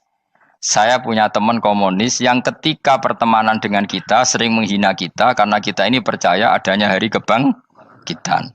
Teman saya itu sering melecehkan idza mitna wa kunna turaba wa idzaman aina lamadinun. Masa kita sudah jadi debu, jadi tulang belulang, kemudian kita akan dibalas amal-amal kita. Jadi singkat cerita, ini nunjukno nak wong soleh oleh kancanan wong dolim. Ya ini catatan ya, bahwa orang soleh itu zaman ning dunya oleh kancanan wong napa? Dolim. Buktinya yang soleh ini masuk surga. Kemudian kenangannya punya teman ateis. Zaman di dunia punya teman apa? Ateis. Entah temannya itu teman kerja atau teman kantor. Tentu tidak teman dalam akidah. Mungkin akidahnya tetap kita Islam, mereka ateis. Tapi teman, entah faktor kantor, entah faktor profesi, entah faktor kerabat. Tapi yang jelas si orang penduduk surga ini punya kenangan, kami dulu punya teman ateis. Ini kanali korin. Yang teman saya yang anti Tuhan itu mengatakan, melecehkan saya, aidza mitna wa kunna turaba wa idzaman aina lamadinun. Masa kita sudah jadi debu, jadi balung, tulang belulang, kemudian kita dihisab. Atau kita nanti ada hari balasan. Nah terus ketika jagungan ini, tadi saya bilang ahli swarga kurang penggawean. Lah piye delok piye? Jare kanca-kancane, "Moh aku ora melok di kanca." Jadi fayaquluna lah. Jadi ketika Ruhin muni ape delok jare Mustofa, jare Kifat, "Moh aku gak kancaku, delok dhewe." Jare. Lah si Ruhin kan wong kurang penggawean, mulai ning donya sampe ning swarga. Terus delok. Terus fattala'a fara'ahu fi sawail jahim. Bareng dekne delok roh kancane kejet-kejet ning neraka. Seneng dekne. Jadi wong nak hasud tu nanti ning swarga aja hasud. Seneng terus muni ngene, tawahi ing kita laturdin. Dulu kamu hampir saja menyesatkan saya. Artinya zaman dia ateis sempat ngerayu supaya Ruhin dadi napa? Ateis. Kowe Islam yo tetep kere, melok ateis ae. Wis kere, zina rawani, maling rawani gak enak. Soalnya sering dirayu-rayu gitu. Makanya bilang apa? Tawahi ing kita laturdin, kamu zaman di dunia hampir saja menyesatkan saya. Walau la ni'matu rabbi lakuntu minal muhdharin. Kalau saja saya tidak diberi nikmat Allah, aku kelakuanku ya koyo kowe, akhirnya masuk neraka koyo kowe. Nah, terus ada soalu taladzudin. Dia tanya tapi saking senenge. Afama nahnu banyitin. Coba lihat saya sekarang. Apa saya sekarang mati? Tidak kan, saya tidak mati kan. Cuma mati pertama saja, mati zaman di dunia. Sekarang saya hidup lagi. Artinya kamu yang dulu memungkiri ada kehidupan, dulu aku saiki tidak mati. Ternyata saya sekarang hidup dan dapat nikmatku yang neraka. Jadi ku nunjukno sunah manusa iku ora puas nak ora ngalahno musuhe. Nganti ning swarga iku urung lega nah. Jadi manusa iku hasudnya itu terlembagakan sampai akhirat. Jadi wong-wong sing tahu dimaki-maki kubu sebelah, iku nak kubu sebelah mlebu neraka, iku kowe ning swarga gak marem nak gak delok. Dadi hasud iku ya seru no. Dadi nak kula pun mboten, makome mboten nonton, kula mboten. Niku makome Ruhin barang dadi lori lho kan dinyak melarat, gendut, kriting mangkel. Kudu menangi sing ngenyak mlebu neraka. Aja sampe sing ngenyak kita mlebu swarga kene mlebu neraka. Wah. Gak puas ya, no? Makanya gambarannya Quran itu manusia tetap manusia. Ketika orang kafir dengan segala kenikmatannya, misalnya mungkin Amerika, mungkin negara-negara yang sekarang kumo luhur dengan teori kapitalisnya, mungkin ngenyak Ethiopia, ngenyak Syria, ngenyak. Tapi apapun salahnya Syria, Ethiopia tetap iman, tetap suasana masuk surga. Meskipun ngurmat negara tidak pedes. Tapi yang ngurmat negara benar, tapi ngurmat iman tidak benar, bisa saja nanti masuk neraka. Itu makanya kita problem di dunia kan gitu. Makanya saya mohon, nah, umat Islam itu tidak perlu menjawab kritikan itu. Dari awal kita nanti enaknya itu di surga. Kali di dunia kita pasti salah. Ngelola negara raiso. Banyak negara Islam sing carut, napa? Marut. Ngurus bojo raiso. Banyak santri sing pegatan. Ngurus anak yo raiso, anak yo debu weling kok bapak. Kita ini kan ngurus yayasan yo raiso. Kan semua yang berbau Islam mesti carut, marut. Karena ya apa ya, dari awal kita ini memang nggak serius ngurus dunia. Kok serius piye nyimpen dhuwit wedi dosa ana hisab. Ape riba rentenir wedi dosa. Ape ngatur donya nemen-nemen wedi dosa. Allahu al-mudabbir sing ngatur kok melu ngatur barang. Wah, akhirnya karena wedi dosa terus goblok. Sebagian goblok klasik, sebagian keterusan. Nah, sing repot sing keterusan sampai asli lah iku terus kombinasi napa? Dadi wong Islam iku ora kober serius mangurus dunia. Kadang punya pemimpin fasik lah ben ngono pek-pekan dunia. Jadi ribet wong Islam. Akhirnya kita ini dihina wa idza marru bihim yatakhamazun wa idza qalabu ila ahlihim qalabu fakihin wa idza ra'ahum qalu innaha ula inapa ladallun. Orang-orang kafir itu kalau melewati orang Islam pasti ngenyek. Urip nyatane ngono, ngelola negara enggak bisa, ngelola keluarga enggak bisa. Nah, nanti kalau kita di surga itu kata Allah fal yaumal ladzina amanu minal kufari yadhakun. Nanti di surga orang-orang iman gantian menertawakan orang-orang kafir. Jadi itu menunjukkan bahwa kita tidak pernah puas sebelum dendam menertawakan. Jadi wis ning swarga iku cita-citane mukmin tetep fal yaumal ladzina amanu minal kufari yadhakun. Jadi kowe sok ben ning swarga iku ya Allah kasih saya fasilitas bisa melihat penduduk neraka. Terus dene ning teras-teras swarga dipertontonkan orang kafir alal araiki yang turun. Hal suwibal kufaru makanu ya fa'alun. Delok saiki kowe mbek aku mulya ndi. Jadi dendam itu penting. Tapi sebenarnya ning swarga ning donya wis kalah wis nurut ae no. Dadi menteri yo nurut wis pokoke nurut ae wis barang donya pek-pekan wis. Cuman arah bener ya dielingno iku ya bahaya nek ora bener. Tapi ora usah kerusuhan biasa wae. Gremeng ae gremeng soalnya ben gak dadi udun no. Katanya memang gitu, orang emosi nak diempet tuh dadi udun, dadi wis satok gremeng. Tapi yang jelas Allah punya sunnah bahwa manusia itu tidak bisa puas sebelum melihat musuhnya kalah. Sehingga ahlul jannah yang notabene sudah penuh kenikmatan itu tetap dia enggak lego. Enggak lego kalau enggak tahu nasib orang yang dulu menghina dia. Makanya ini peringatan bagi kita bahwa kita berteman orang tidak soleh di dunia itu boleh. Buktinya tadi ahli surga ketika Jagungan cerita saya punya teman ateis yang selalu mencibir saya, katanya nanti nggak ada hari kebangkitan. Lalu teman ateis saya sekarang di mana? Sekajak kancana, dulu ya teman-temannya bilang fayakuluna laga. Tapi si teman ini tetap ingin melihat. Setelah dilihat ternyata itu di neraka. Terus melakukan dialek tadi. Apa yang kamu katakan salah. Kamu mengatakan selamati akhir urusan salah. Ternyata saya sekarang tidak mati. Afama nahnu bimai itin illa mutatanabuna. Jadi saya mohon sekali teman-teman yang hafal Quran itu harus hafal sampai seperti saya ini sehingga tahu duduk perkara ini Quran itu kayak apa. Maca Quran tok ibadah wis suwe nang maca Quran ibadah. Tapi ndak paham wong khawarit sing tukang mateni wong yo hafal Quran. Iku gara-gara ra paham iku akhire kewaco. Nah kandhani ku angel. Sing kandhani kudu aku. Nah sing kandhani Mustafa padu merapal kan. Sing ngandani kudu aku. Mbok yo wong ku mikir to. Apa gunane misalnya ki apal Pancasila. Tapi ra iso nglakoni napa? Pancasila. Ngapal tok keadilan sosial bagi seluruh pejabat. Antok ngomong ngono jelas timbang muni bagi seluruh rakyat Indonesia aja boleh. Quran juga gitu. Kita ini manusia punya watak dendam. Tapi dendam ini dikelola oleh Islam. Dendamnya mending swarga ae. Ning donya ben, ning donya mung sediluk. Tenan betul. Orang-orang mukmin itu sampai belum lega kalau belum ketemu orang yang pernah mencibir. Itu tadi qala qailu minhum inni kanali qarin. Saya punya teman yang ketika di dunia selalu mencibir saya, inna kalaminal musaddiqina idza mitta wa kunna turaba wa idzaman aina lamadun. Teman saya itu selalu mencibir, masa kamu percaya hari kebangkitan? Kita nanti kan sudah jadi tanah, jadi tulang belulang, masa bangun lagi? Yang benar saja kamu.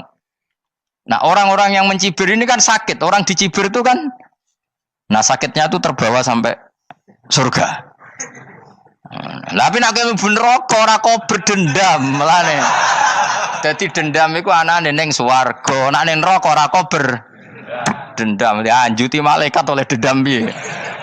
Tapi bareng ning swarga happy-happy iku piye? Kancam dhisik sapa wae. Ora kanca partai maksudnya kanca gitu. Ya dadi sok nek ning swarga musa-musamu delok. Jebule swargane sak dhuwurmu. Lan jogeman musuh ya aku demen isin gue sebenarnya. De musuh jebule swargane. Ndi musuhku sing wani aku betul. Terus jare kancamu teko, aku ning dhuwurmu. Ya jarak takon. Repot ya. Jadi terus kedua, peringatan dari Quran. Allah itu saking kudrohnya itu senengane itu gawe fitnah. Fitnah itu suatu yang enggak masuk akal. Jadi wong kafir utawa wong Islam piyambak iku kon iman sesuatu yang paradok. Iku kon ngimani ning neraka iku ana wit. Lah neraka iku panase ngono, ana wit. Mulane jare wong kafir Muhammad tambah suwe tambah waras. Mergo wong neraka iku makan sajaratus zakum. Mulane wong kafir tambah guyu Muhammad tuh gak waras. Jarene neraka banget panase, tapi di saat yang sama ngomong wit iso tumbuh. Mestinya neraka itu kan enggak ada pohon. Mulane Allah nanti ngendikan wa ma ja'alna ru'yal lati arainaka illa fitnatal linnas wasyajaratal mal'unata fil Qur'an. Jadi satu orang itu diuji disuruh ngimani Isra Mi'raj. Nabi yang tetap posisinya di Mekah diberitakan oleh Quran bahwa Nabi telah menembus langit Sabtu dalam lahdoh satu malam. Wong kafir malah guyu-guyu. Terus kedua ada pohon yang tumbuh di neraka. Mulane dawuh pangeran seperti wa ma ja'alna ru'yal lati arainaka illa fitnatal linnas wasyajaratal mal'unata fil Qur'an. Jadi diuji. Yes ngono dunya kaya wong Islam sakniki niku. Yang mengklaim negara Islam tata kelolanya carut marut. Yang negara non Islam kadang tata kelolanya rapi. Sehingga seakan-akan kita ini salah. Ngurus dunya wae ra iso, mung ngurus akhirat. Tapi saya berharap sing dicibir iki sok ben mlebu swarga. Dadi iso dendam. Tapi nek mlebu neraka iku ora kober dendam. Mulane kula mboten gadah rencana mlebu neraka mboten gadah. Kula niku pendendam dadi mangkalku ben kesampaian sampeyan nak teng pundi? Swarga. Kita harus ngalami fal yawmal ladzina amanu minal kuffari yadhakun alal araiki yang jangan sampai kita ngalami kita sendiri disiksa. Kowe ngilu awakmu dhewe, milih dendam apa milih mlebu neraka? Milih dendam ya. Syaratnya mlebu swarga.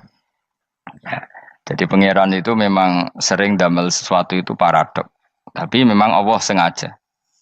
Mulane kula bolak-balik matur, ulama itu banyak, yang jaga akhlak ya banyak, yang jaga ilmu yang banyak. Kadang yang jaga ilmu itu yang akhirnya nyuwun sewu cangkem elek dan itu penting.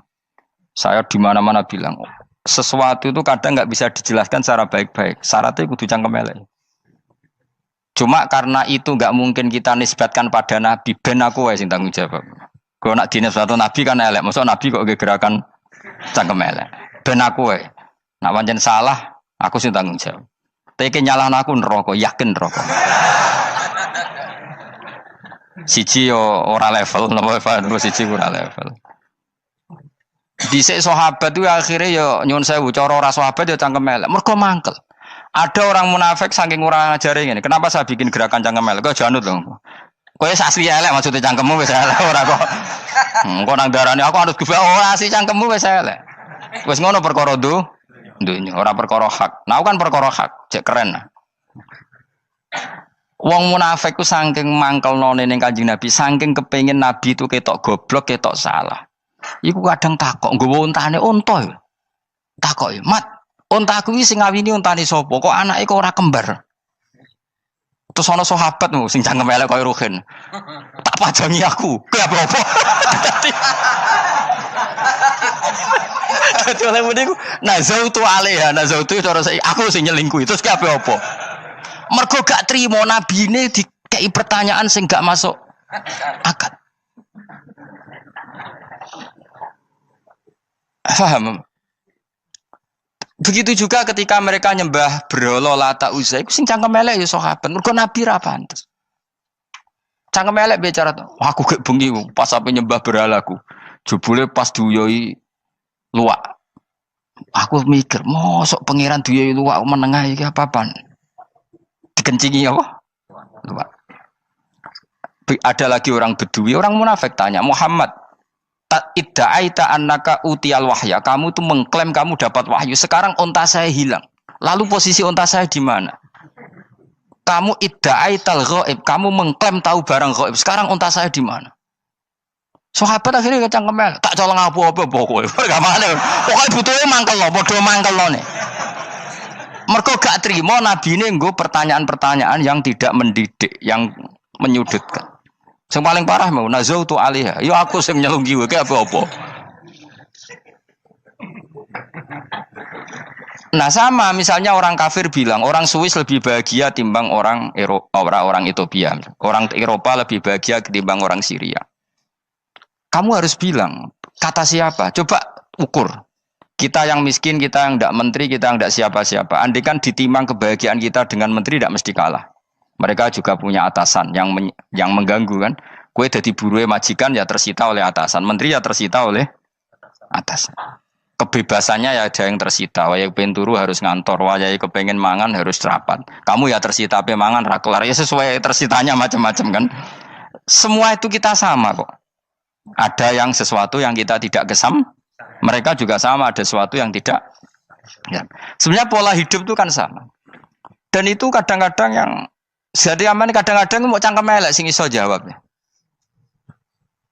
Tapi saya ulang lagi itu nggak mungkin kamu nisbatkan kepada Rasulullah karena Rasulullah itu ahsanan nasi khalqam. Tapi ulama ben tetep ngene iki. Sing kaliber lho ya. Sing kira-kira cangkem elek tetep keramat kok kula lah minimal koyo kula. Kulo nu cangkem elek tetep keramat. Kowe sopan tetep keramat, ora ono ilmune kok. Entekno sopan ora ono pengaruh ya. Entekno sopan tetep keramat aku, yakin keramat aku. Baik kowe sopan lah ya. Ora ono ilmune apa-apa. Sopan yo keliru, cangkem elek yo keliru, urip yo keliru, mati yo keliru, pokoke kadung keliru. Ono ulama diomongi, Pak Yai, kalau neraka itu kalau setan dari api, kemudian setan disiksa api kan sejenis, susahnya apa? Kiai ini mangkel terus ngambil segenggam tanah di sawur ora ini. Loro yai, jari ke kota tanah, kena tanah kok loro. Enggak bisa seperti ini diberi penjelasan baik-baik kan. Setan itu kok geni Pak Yai, jari disiksa di neraka kan enggak apa-apa, sama-sama api. Kiai ini ngambil tanah sawur ora ini. Barang mau sakit Kiai, jari kota tanah, kena tanah kok sakit. Hanya jangan katakan kalau setan dari api kena api enggak sakit. Coba kamu kasih penjelasan baik-baik. Ngapunten nggih, umpami jenengan nggih. Ngapunten lho niki. Ngapunten lho nggih, umpami jenengan nggih. Ngapunten lho. Kesuwen. Umpami jenengan kena tanah sepundi iki mboten napa-napa, kena tanah kula biasa. Kan kesuwen. Dene mbok sawuri raine. Terus keliliben. Padahal materi manusia dari tanah, ternyata kena tanah. Sakit. Makanya dendam itu penting, tapi tadi loh ya, bukan dalam konteks dunia ning swarga. Allah iku wis gawe manusa iku duwe dengan tanda kutip dendam tadi. Dekne tetap gak terima. Orang yang dulu menghina saya iman, kemudian orang itu di surga gak terima, makanya diberi hak untuk melihat bahwa temannya masuk neraka. Melane fattola'a fara'ahu fi sawail jahim. Kemudian temannya dilihat, kemudian temannya di neraka. Dan belum berhenti dendamnya di sini. Dia ini ngomel-ngomel, tawahi ingkit talaturdin. Kamu kan yang hampir saja menyesatkan saya. Jadi wong swarga nak ra ngomel ya ora lega. Ayo milih swarga apa milih dendam? Dendam. Jadi mulane ngaji ben kero, dadi ben lega apa? Dadi kowe kudu dendam kan. Kowe wong suga-suga kudu dendam. Jute gak dhisik suga, saiki suga aku jebule sing mbok dendami swargane sak dhuwur. Pancet wong suga menangan. Jadi kudu jelas ya. Jadi kenapa saya bilang cangkemel karena tadi dulu sahabat itu kadang kesulitan nanggepi komentare wong-wong munafik. Karena tadi itu Nabi itu, sama nak roh ceritanya Nabi dari sisi yang baik-baik saja. Maksudnya baik-baik itu sahabat merawakan Nabi. Wong munafik nak takok aneh-aneh. Ya Muhammad, onta aku iku rondo ireng kok anake rondo ngene iku sing majangi sapa jare sahabat. Aku wae apa. Wong urusan onta kok ditakokno ora. Dadi niate nglecehno Nabi, Nabi takoki urusan. Lah kula misale kiai, alim alamah tukang maca jalan takoki, Gus, jare rukin kula gak ada kucing, Gus. Niku rupane kok beda-beda nu sing majangi kucing putih, Gus. Aku kan ngenyek wong lho. Kiai ditakoki urusan perselingkuhane apa? Kucing. Bukan nabi itu kono mesti sahabat aku terus kabeh apa? Ono sing ontane hilang Muhammad kamu mengklaim tahu barang gaib. Lalu onta saya sekarang hilang di mana? Itu saya sahabat tak jupuk. Maksudnya sahabat tadi agak nyolong mangkel no wae. Cara aku zaman sahabat kok menangi nabi. Sing ilang ontamu nabi mbok takoki. Engko sing dionto ora iso njaga malah nabi wong liya mbok takoki. Cok goblok. Enggak mungkin seperti ini kita baik-baik saja. Jajal misalnya ke sopan, ngapunten nggih, Nabi sukani hak mikir ya. Malah kumo luhur kan? Nabi kasih waktu untuk meditasi. Kan malah gak kasil sopan ngene iki. Unta-untamu dhek takon Nabi lah gak wis ora melok di dunya kan lebih gampang. Gampang di cangkem elek cangkem apik. Jawab. Gampang cangkem elek. Makanya dulu mulai sahabat, ada sahabat kayak Umar, kayak Khalid bin Walid, gue jagani ngomong sing ini. Masyhur. Ono munafik nih takok, Muhammad, kamu betul Mi'raj? Iya. Sayyidina Ali diparani takok ya. Ali, sikile mangkat sitok diangkat. Angkat loro-loro ora iso. Ngono jare kancamu iso. Mergo artinya terbang kan kakinya terangkat semua. Sayyidina Ali karena wong pinter nganggep iku guyu tok Sayyidina Ali. Bareng takok Umar, kan dekne kepengen mengalahkan Nabi dan mengalahkan Ali. Terakhir ning Umar. Mar, kowe iso ngangkat sikilem sitok. Teni. Pekno pedang mbek Umar. Kewan iki. Ngono ku ora iso diadepi api-apian. Kok Umar wis ngerti iki ora kena diterangno mbek akal. Makanya saya punya rencana, umpama aku menangi Nabi, itu sangat melek. Nabi ra usah ben tetap ahsana nasi kholqom. Nabi kita selamatkan supaya tetap steril. Masyhur kan, jadi ada orang Yahudi itu membawa kambing mati kan. Wedhus lu mati. Ya Muhammad, kambing yang mati ini yang bunuh siapa? Karena Nabi orang tauhid ya Allah. Yang bunuh kambing mati itu Allah. Agamamu ini aneh Muhammad. Yang dibunuh Allah langsung orisinil haram, yang lewat tangan-tangan jahil manusia halal. Itu sing disebut wa kadzalika ja'alna likulli nabiyyin aduwan syayatinal insi wal jin yuhi ba'dhum la ba'din zukhrufal qauli ghurur. Coba cara aku menangi Nabi. Kan nak cara medis kan jelas ya, kan tentu sehat yang disembelih karena darahnya keluar. Tapi mereka ngomong wong orisinil dibunuh wong langsung kok malah haram yang dibunuh manusia. Ini aneh mata agama. Cara aku menangi zaman Nabi, yo ono pangan dhewe ngono kowe sing gampang dikira-kira. Tapi ojo Nabi lho sing ngendikan, kowe wae sing penggemar Nabi. Kancang kemelek pantes selain bakat yo ora bakal dadi nabi wis. Ya kowe nak muni halal yo pangan tekno. Kan dekne muni halal kan? Ya wis entekno. Ben do mangan apa, Bah? Badang. Tapi Nabi kan gak mungkin ngendikan seperti. Tapi sahabatnya dong ngendikan gitu. Mergo mangkal ngadepi. Jadi kadang-kadang orang itu gak bisa dikasih penjelasan secara apa? Baik-baik. Ya tapi tadi saya ulang lagi, kita kudu tetap nyelametno Kanjeng Nabi. Yes, mulane ulama itu udah keras masalah bab ngadepi wong fasik itu keras. Masyhur Sidina Ali nanti debat be orang ateis. Ali, kowe sehari terkenal sahabatnya Nabi paling cerdas. Umpama kowe wis mbok rewangi salat, mbok rewangi poso, kemudian sok ben mati ra ono apa-apa.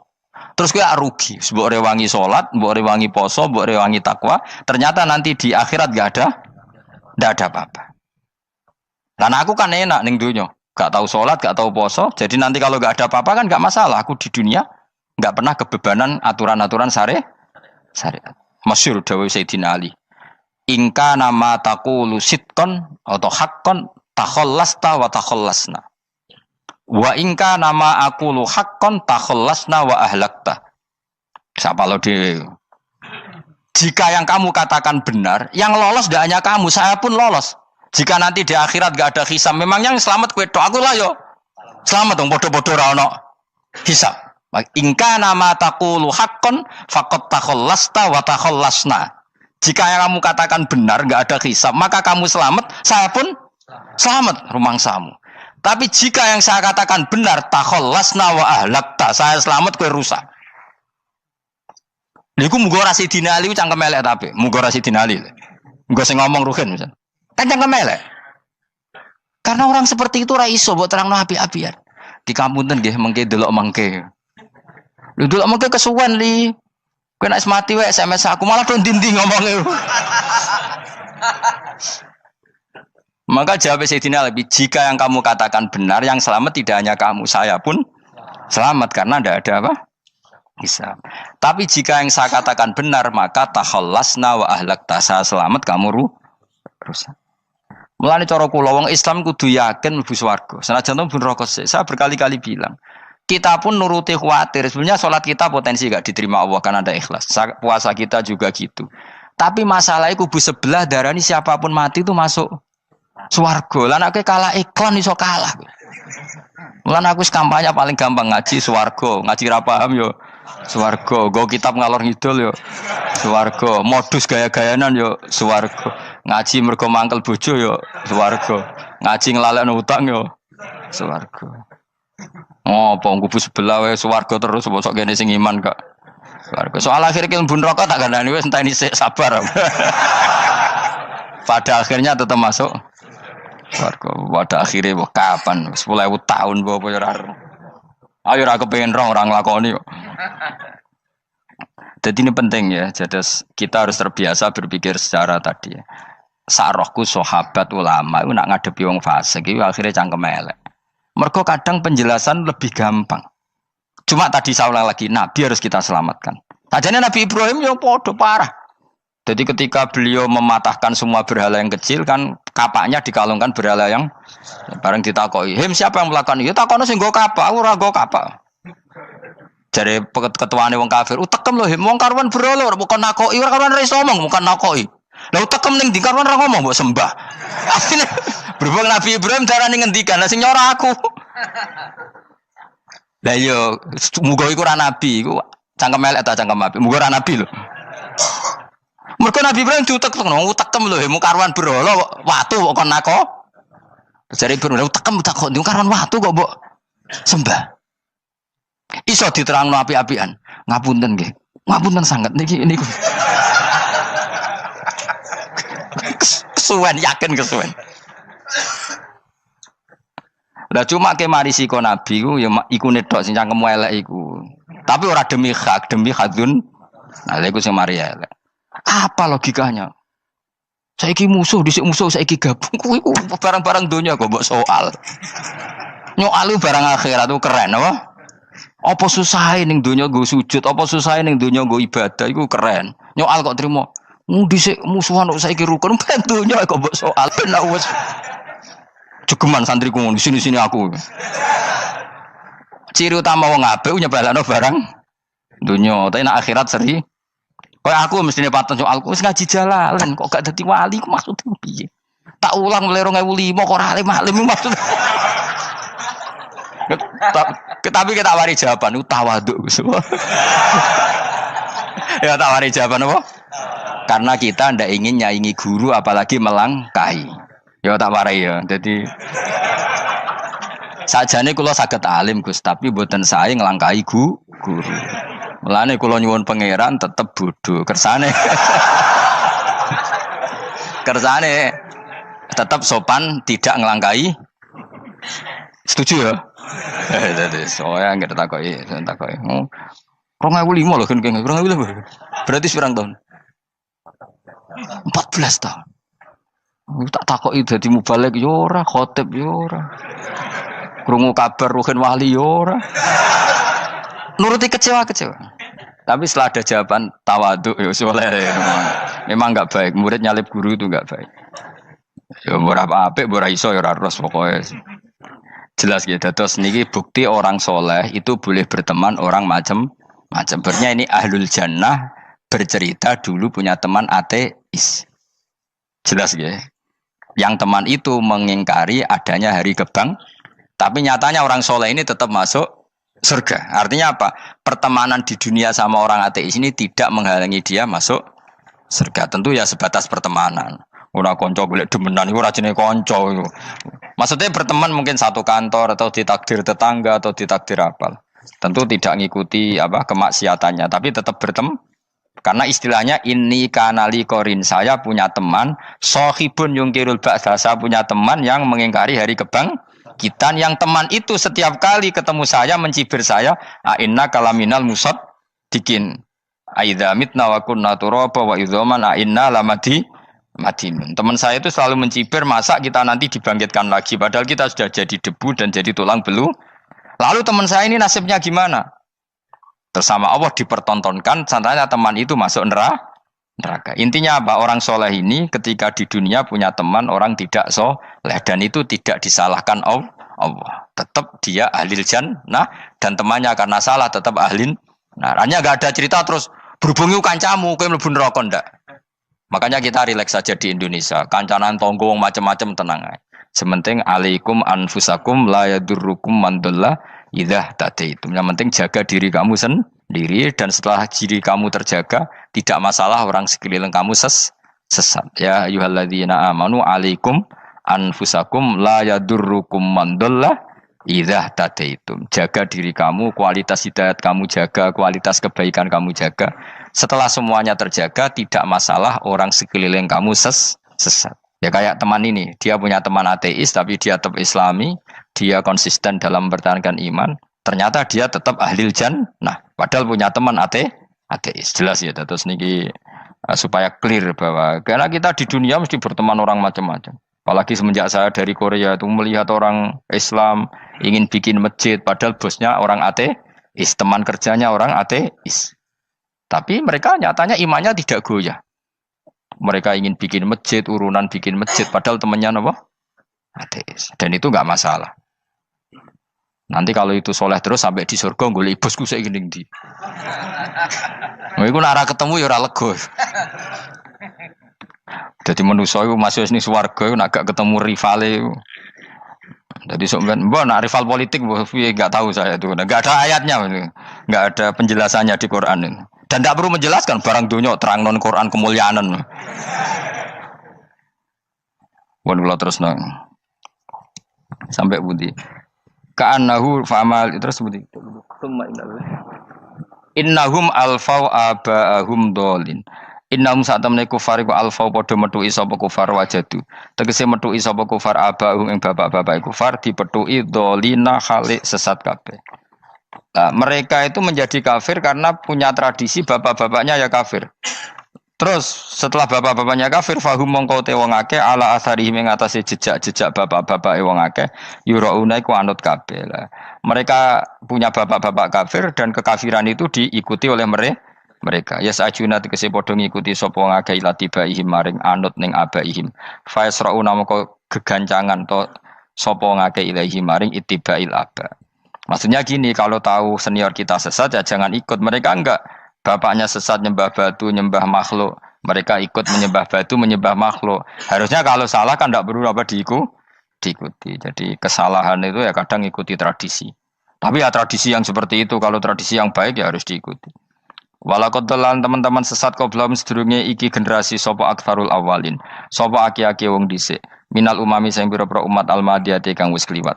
Walakot arsalan teman-teman ngutus ingsun fiim dalem kabeh mungkirina ing sing meringatno kabeh minar rusul sing pira-pira rusul mukhawifina tur ngekeki peringatan kabeh fangzur mongko angen-angen sira kaifa kana halikaya apa ana apa akibatul mudharin apa akibate wong sing dikei peringatan ayil kafirin tegese wong kafir kabeh ai akibatuhum tegese uta akibate kabeh akhir dari perjalanan mereka wa aladabu siksa orang yang tidak iman pasti akhir perjalanannya siksa. Senajan to ning donya mereka ngelola dunia lebih baik ketimbang kita, kehidupan dunianya lebih baik ketimbang kita. Intinya kowe aja sampai kalah donya, kalah akhirat. Awas kene. Kalah donya aja sampai sini-sini wong.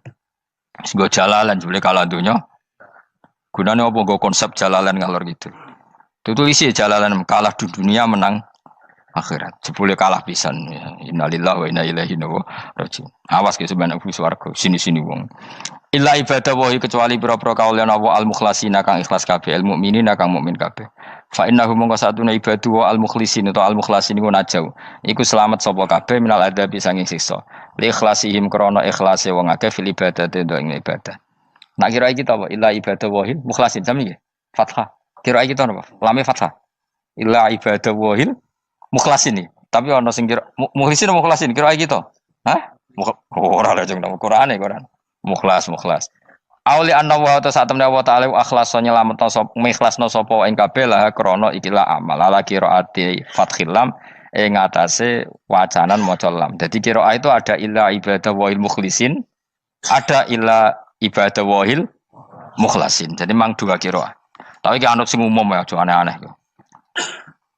Walaqad nadana nuhun fala ni'mal mujibun. Walaqad nadana lan teman-teman ndonga nek kita sapa nuhun Nabi Nuh bikauli iklan dawe Nabi Nuh, Rabbi inni makhlubun fantasir.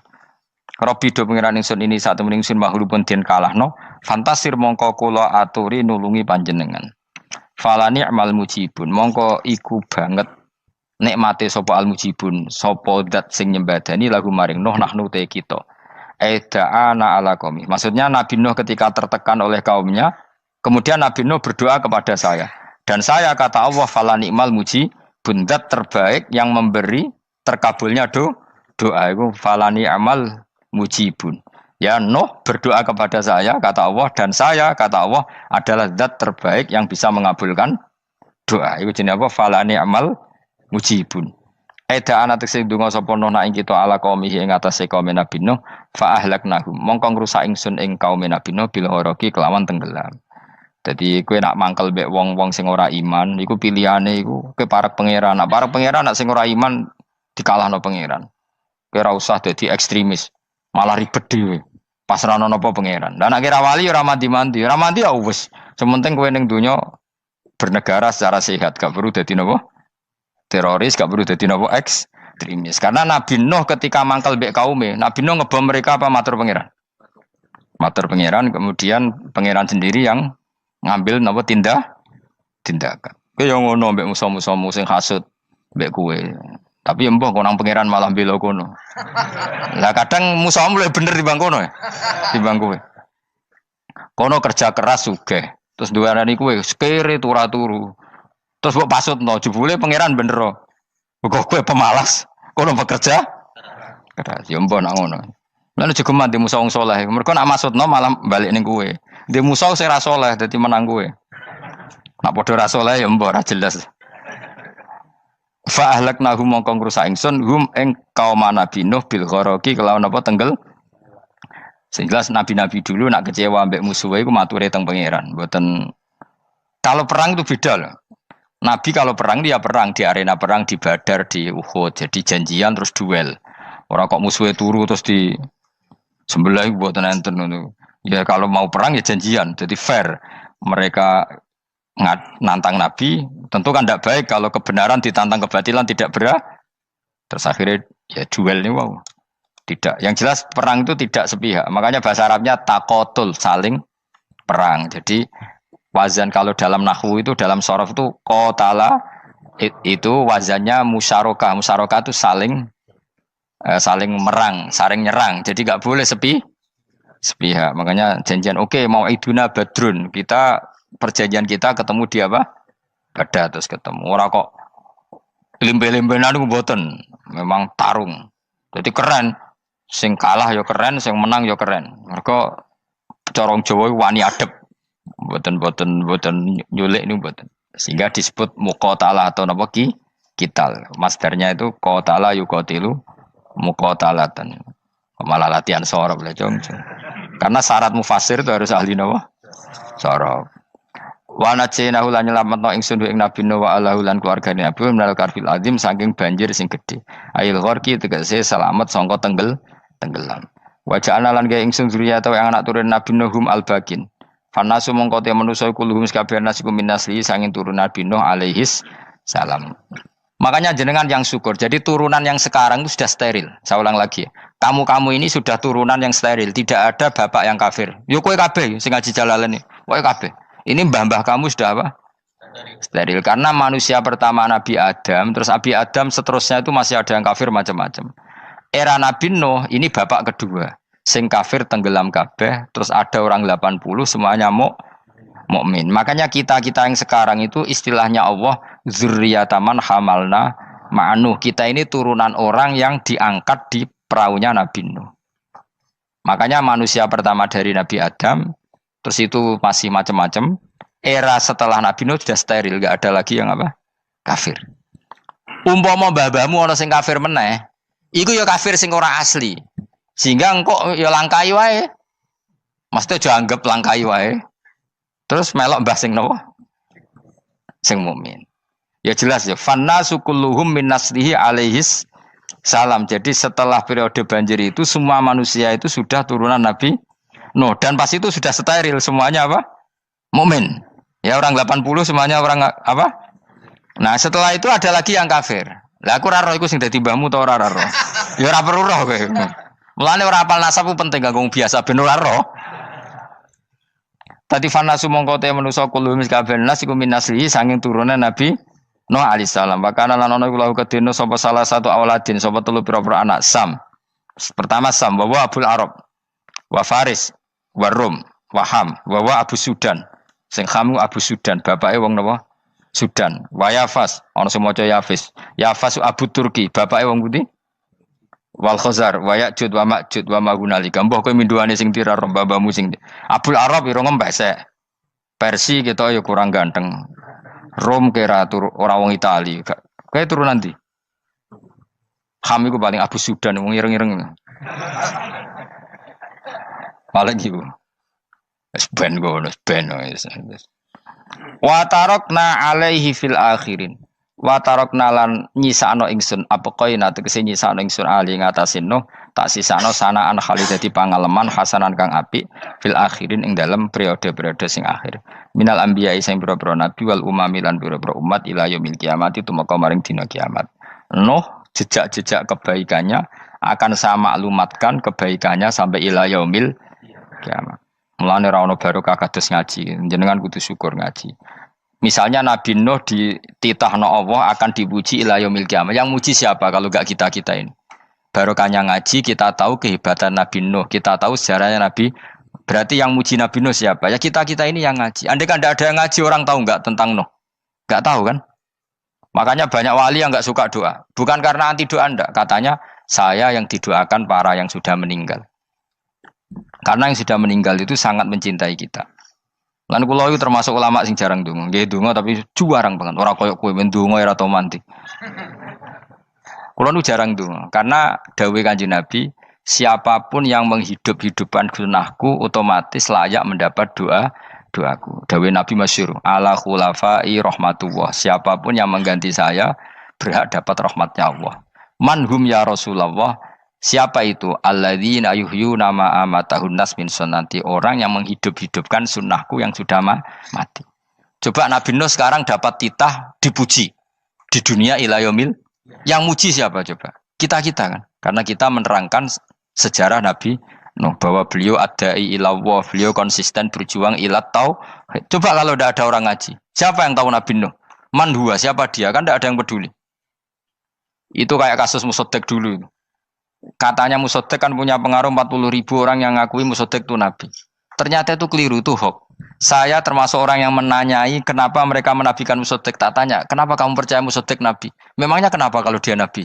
Ya, kamu tahu Nabi apa? Nabi itu apa? Tidak tahu. Gitu. Makanya saya itu menyayangkan di berita. Sebenarnya yang mereka mengatakan Musaddiq Nabi itu tidak tahu Nabi apa itu tidak tahu. Cuma mereka percaya demokrasi. Kalau dia ngaku Nabi susahnya apa sih? Pikirannya itu. Susahnya apa kalau dia Nabi? Lah kamu tahu Nabi apa? Enggak tahu jadi. Repot kan? Itu kan seperti orang pakai nama Ghazali tapi enggak tahu sakralnya Imam Ghazali. Akhirnya ngefly. Jenenge Abdul Qadir Jilani beling ora karuan. Mergo ya ora roh. Ya kok jenenge Mustofa ini. Orang pilihan tapi ya kelakuane ngene iki. Aduk Ruhin di wong sing tukang istirahat. Dadi maknane Mas Ruhin wong sing seneng. Mulane turu. Dadi saroha maknane istirahat. Nganggo sintasin. Sinta yo tukang istirahat bener udah pemain iki. Ya ora apa-apa, donya sepele kan istirahat. Jadi makanya kan enggak ada ulama yang enggak dicintai para wali yang sudah meninggal karena tadi siapapun yang menghidupkan sunnahku setelah sunnah itu mati maka dapat doaku. Sehingga ulama ya doanya ya biasa aja, tidak usah berlebihan. Yes, Karena kita yakin dongane Nabi luwih mandi timbang doa kita. Kalau kita menghidupkan sunnahnya Nabi, ngaji maksudnya. Jamu namun di sunnah Rasul gak tahu ngaji. Sunnah Rasul juga ngaji, gue sing karuan. Wis jelas Nabi itu status pokoknya apa? Pengajar apa? Masyhur itu. Bu'istu mu'alliman. Sebagian riwayat pakai innama bu'istu mu'allim. Saya diutus hanya sebagai pengajar. Termasuk melakukan sesuatu yang tidak ideal itu Nabi lakukan demi status mengajar. Misalnya begini, sama tak bedai, kok tak latih pinter. Tawaf jalan kaki sama naik skuter atau naik kendaraan itu afdal mana? Enggak, jawab saja. Afdal jalan kaki. Tapi Nabi ketika tawaf itu naik unta. Naik apa? Jika ulama ijma tetap saja tawaf naik unta sama jalan kaki afdal jalan kaki. Padahal Nabi kalau tawaf itu karena Nabi naik unta itu statusnya adalah mengajar, menunjukkan kalau itu sah. Jadi nilainya bukan enak-enak naik unta, tapi mensyariatkan kalau itu sah. Dong ya. Kayak saya pakai baju hem, dengan orang Arab pakai jubah. Mungkin cara Allah itu afdol saya. Saya orang Indonesia loh ya. Maksudnya saya ini orang Indonesia. Maksudnya saya orang Indonesia, saya ulang lagi. Bukan dengan status Habib atau ulama atau orang Arab. Guling-gilingan bahwa saya mengesahkan baju hem untuk sholat. Makanya dulu pernah di salah satu komunitas tabiin, saya ulang lagi tabiin. Itu semuanya pakai jubah, pakai serban. Jabir yang sahabatnya Nabi termasuk Abdullah bin Mas'ud, dia datang ke masjid, jubahnya itu dicopot, terus dia sholat tanpa pakai jubah. Sampai geger tabiin, ini gimana sahabatnya Nabi sholat kok pakai jubah, jubahnya dicoplok, dicendel loh. Terus dia sholat. Ketika sholat ditanya, ya sohibah Rasulullah, kok ini sahabatnya Nabi sholat pakai jubah kok malah dicopot. Supaya kalian semua tahu bahwa kita dulu zaman Nabi biasa sholat pakai sarong, terus diikatkan di leher, saking tidak menemukan jubah. Tapi itu menjadi penting supaya orang tahu bahwa syarat sahnya sholat tidak bergantung harus pakai jubah. Meskipun kita sepakat pakai jubah sunat, kita selalu sepakat pakai jubah sunat. Tapi harus ada enggak? Kalau semua kiai pakai jubah, nanti satpam harus pakai, supir harus pakai. Karena kalau mau sholat jadi bingung. Ini barokahnya Jabir, orang tahu oh, ternyata sholat itu yang paling pokok adalah nutupi aurat. Sama Rasulullah itu kadang tidak melakukan ibadah kelas paling afdol. Kayak tadi beliau tawaf naik unta. Tapi itu menjadi afdol karena nilainya mengajarkan bahwa itu sah. Paham ya? Terus beda. Perilaku sama pengajaran itu beda. Rasulullah itu gak mungkin sholat lupa. Tapi Nabi pernah lupa. Andai kan Nabi tidak pernah lupa, kita tidak tahu caranya kalau sholat lu. Masyhur itu, Nabi pernah sholat hanya 2 rakaat. Terus beliau akan pulang. Terus sahabat diam semua karena mereka punya adab. Terus ada orang yang agak bedui. Aku sirati sholatu amnasita ya Rasulullah. Ini sholat model qashar apa memang kau lupa? Karena sahabat mulai dulu sudah ngerti usul fikih. Kalau ini duhur 2 rakaat, mulai besok berarti 2. Karena ngambil yang paling akhir. Zaman Nabi kan ada nasa mansuh. Kalau tak kemarin duhur 2, berarti duhur terkini 2. Terus Nabi balik lagi ke majelis, mengkonfirmasi ahakun maqalau Dzulyaden, apa yang dikatakan Dzulyaden tadi benar. Iya ya Rasulullah, engkau tadi sholat hanya 2. Terus Nabi takbir menambahi 2 rakaat. Artinya apa? Kalau kamu lupa itu tidak harus mengulang dari awal, cukup bina meneruskan. Sehingga misalnya kita tawaf sudah 3 putaran, terus kita batal, ya kita wudu saja. Mulai awal apa teruskan terus keempat? Coba kalau Nabi gak pernah salah seperti itu, kita tidak tahu cara ngelola kesalahan. Ya misalnya kamu tawaf terus batal, kamu wudu nambah keempat apa mulai dari awal? Nambah keempat, karena setiap seperti itu bana alama fa'ala, harus meneruskan, bukan andai kan Nabi tidak pernah melakukan itu, kita tidak tahu caranya. Ojo kok malah komentar sholat nganti lali kowe eling opo wae, cangkemmu. Laline Nabi ora koyo lalimu. Mulane nek ana imam sholat salah iku anggap ae niru Nabi. Cuma bedane Nabi untuk ganjaran wong iku gak ngono, tapi tetep. Jadi Nabi itu beberapa kali itu ngalami sesuatu yang tidak afdol. Tujuannya satu, untuk pelajaran. Makanya masyhur itu riwayat makuntu ansa walakin unassa li as-sunnah. Saya itu tidak pernah lupa, tapi sama Allah didesain lupa li as-sunnah supaya itu jadi sunnah. Jadi makun tu ansa walakin unassa li as-sunnah. Jadi saya tidak pernah lupa, tapi sama Allah didesain lupa supaya jadi sunnah cara ngelola kelupaan. Misalnya sholat 3 apa 4, milih 3, milih al-aqal. Karena itu satu-satunya cara. Sehingga Nabi didesain pernah sholat hanya 2 rakaat, terus diingatkan sama sahabat. Terus itu jadi sunnah caranya ngelola apa lu? Caranya ngelola lupa. Begitu seterusnya. Nabi ngendikan al-ajur bi qadri ta'ab secara makna seperti itu. Tapi Nabi sendiri tawaf itu naik unta. Sehingga sekarang ada orang naik skuter, naik kursi roda, itu dikiaskan karena Nabi dulu pernah berkendara. Coba kalau Nabi tidak pernah berkendara, wong sing lumpuh gak iso tawaf, wong sing sakit gak bisa tawaf karena gak ada riwayat Nabi pakai kendaraan. Tapi barokahnya Nabi pakai kendaraan, semua referensi itu gampang. Meskipun Nabi sendiri pas itu masih sehat, sangat sehat. Tapi biar jadi sunnah, kalau seperti itu tidak apa. Karena tadi Nabi itu yang penting buistu mu'alliman, saya diutus sebagai pengajar. Kadang Nabi melakukan sesuatu itu tidak ideal. Tapi tidak ideal yang akhirnya malah lebih ideal ketimbang ideal kita. Karena apa? Nilainya taklim, mengajarkan. Itu masyhur itu dalam ilmu ushul fikih. Jadi yang dilakukan Nabi jaiz, biasa-biasa saja atau boleh, itu statusnya bagi Nabi adalah fardhu ain karena liwujubit taklim, karena menjadi kewajiban mengajar. Masyhur itu jadi dalam usul fikih itu. Karena Nabi berkeharusan menjelaskan. Sehingga kamu jangan tanya, apakah yang dilakukan Nabi itu mesti kelas paling utama? Jawabannya ya, misalnya gini. Nabi itu sangat mencintai Qiyamul Lail. Sangat-sangat mencintai Qiyamul Lail. Tapi Nabi hari keempat itu sudah gak mau ikut sholat di masjid. Terus ada riwayat, kubu sebelah bilang Nabi baru sholat 2 rakaat terus enggak. Ada yang bilang 8. Macam-macam. Nah, yang jelas orang sepakat riwayat itu, hari keempat Nabi sudah gak sholat di masjid. Dan itu bagus bagi Nabi, meskipun bagi kita agak bagus. Kenapa? Andai kan Nabi sholat Qiyamul Lail selalu di masjid dan selalu 20 rakaat atau selalu 8 rakaat, pasti orang ngira itu fardhu ain. Bahwa Qiyamul Ramadan harus apa? Di masjid. Dan harus 20 rakaat atau 8. Tapi Nabi dari awal sholat itu tidak konsisten. Kadang 2 rakaat, kadang 4 rakaat, kadang 6 rakaat, kadang 9 rakaat langsung tanpa salam. Full langsung salam. Kadang 2 salam, kadang 9 rakaat full langsung salam. Akhirnya apa? Imam Syafi'i berkesimpulan yang namanya tasyahud awal itu sunat. Kamu sekarang sholat duhur, keyakinan kamu tasyahud awal sunat enggak menurut mazhab Syafi'i? Sunat kan? Karena Nabi pernah sholat malam 9 rakaat langsung tanpa tahiyat. Salam 1. Nah karena Nabi tidak konsisten juga beberapa kali meninggalkan itu, umatnya tahu kalau tarawih itu sunnah. Sehingga bakul mi ya tetap adol mi yang tatpam tetap jaga. Dan orang tidak akan mencibir itu karena memang ada yang pulang tarawih, ada yang enggak, dan itu kebanyakan. Yo barokah Nabi tadi.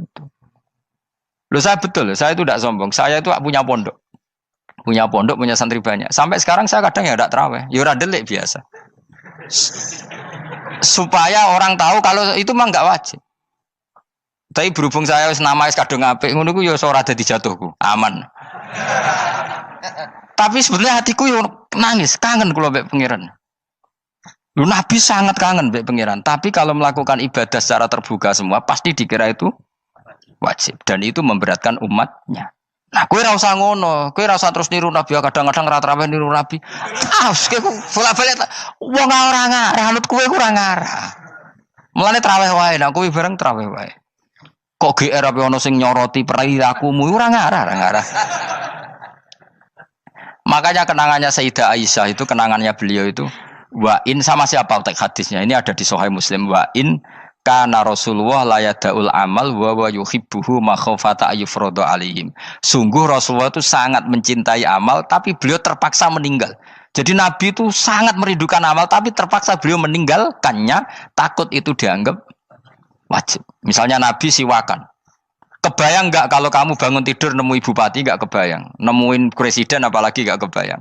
Lalu kamu bangun tidur langsung sholat. Wudu terus sholat tanpa siwakan. Kebayang enggak? Kan enggak kebayang. Jika kata Nabi, umpama saya itu tidak memikirkan umat saya, sikatan itu tak wajibkan setiap orang mau sholat. Wong kita mau ketemu presiden, menteri saja, Bangun tidur mesti sikatan dulu baru ketemu. Masa ketemu Allah tidak sikatan? Artinya Nabi itu nggak kebayang, nggak pakai siwak tuh nggak kebayang, karena mau sowan pangeran. Padahal lisannya Nabi sudah thayyib, sudah wangi. Tapi Nabi terpaksa kadang-kadang meninggalkan siwakan itu karena takut nanti dikira wajib. Kayak apa? Hanya Nabi pas siwakan ya baik karena menunjukkan itu sunnah, pas tidak juga baik karena ini menjadi pelajaran kalau itu tidak wajib. Lah nek kowe pas ra siwakan mergo dablek ngono lho. Mulane kowe ojo kan jajal ya kangkang sing biasa rokokan, bariku ana komat langsung salat tas siwakan. Sing biasa ngaji sore iku lho ora usah contoh ado-ado. Gak kelakuanem lho. Iku perkara niru Nabi ta perkara rasa-rasane jawab. Jadi Nabi itu beda. Perilaku apa saja itu jadi teladan, akhirnya jadi referensi. Begitu juga Nabi yang mensunatkan sunat safar, sunat kudum. Tapi Nabi beberapa kali ada sholat. Ada sahabat yang selalu sholat safar. Kalau pergi sholat, kalau datang sholat. Sampai Nabi ya disalahno. Agama ora ngene iku, Cung. Aja nemen-nemen. Wala yusyadza hadatina ahadun ila ghalabu. Sing tenanan nyekeli agama, iku kok mesti kalah. Nak kalah terus bosen. Utawa tukang nyalahno wong liya. Coba kamu kalau gak pernah tahajud, roh wong turu terus Bu Arani Zaid turu, Ruhin turu. Jajal kita tahajud rong minggu. Oh kebo turu. Lha tahajud rong minggu ngebok-ngebokno wong kan itu. Mulane solehmu bahaya. Mulane aku seneng soleh pas-pasan ini seneng. Sekali over city mesti cangkemmu elek. Aku sih yakin lho. Wis rai-rai ini ketara, aku sapal. Jajal kowe sing ngaji aku kon tahajud seminggu roh wong turu. Ngorok pisan. Oh ning donya pisan turu kebo. Padahal lagi rong. Kayak apa kalau kita tahajud setahun? Mulane orang ngekeki rezeki kita tahajud wis diangen-angen iku kira-kira oh bahaya aja iki nak tahajud. Tapi aku tetap sunat tahajud, tapi kelakuannya belum dijogo. Maksudnya ya tahajud tanpa ngritik orang. Nek kowe kuat ngono ya monggo. Tapi nek kira-kira cangkemmu elek saduk urip ngene-ngene wis. Ibadah pas-pasan. Wong nggo model hadis Arabi, ya Rasulullah, betul salat itu hanya 5 kali sehari ya. Enggak ada yang lain yang wajib ndak. Demi Allah saya ndak akan menambahi dan ndak akan mengurangi. Pas. Wis wae makom kula wis wong desa niku mawon. Daripada nambahi tapi akhirnya kecang. Nek sampean ape ibadah sak ndure kula nggih monggo. Assalamualaikum warahmatullahi wabarakatuh. Syukur alhamdulillah kita dapat berjumpa lagi di channel ini. Salawat serta salam semoga tetap tercurahkan pada junjungan kita baginda Nabi Muhammad sallallahu alaihi wasallam. Allahumma shalli ala sayyidina Muhammad wa ala ahli sayyidina Muhammad. Sahabat beriman yang dirahmati Allah Subhanahu wa taala. Alhamdulillahirabbil alamin. Telah kita simak bersama kajian Kusbah Kiai Haji Ahmad Bauddin Nur Salim. Semoga apa yang disampaikan oleh beliau dapat bermanfaat dan barokah untuk kita semua. Amin amin ya rabbal alamin. Wal taufiq wal hidayah wa ridha wal inayah. Assalamualaikum warahmatullahi wabarakatuh.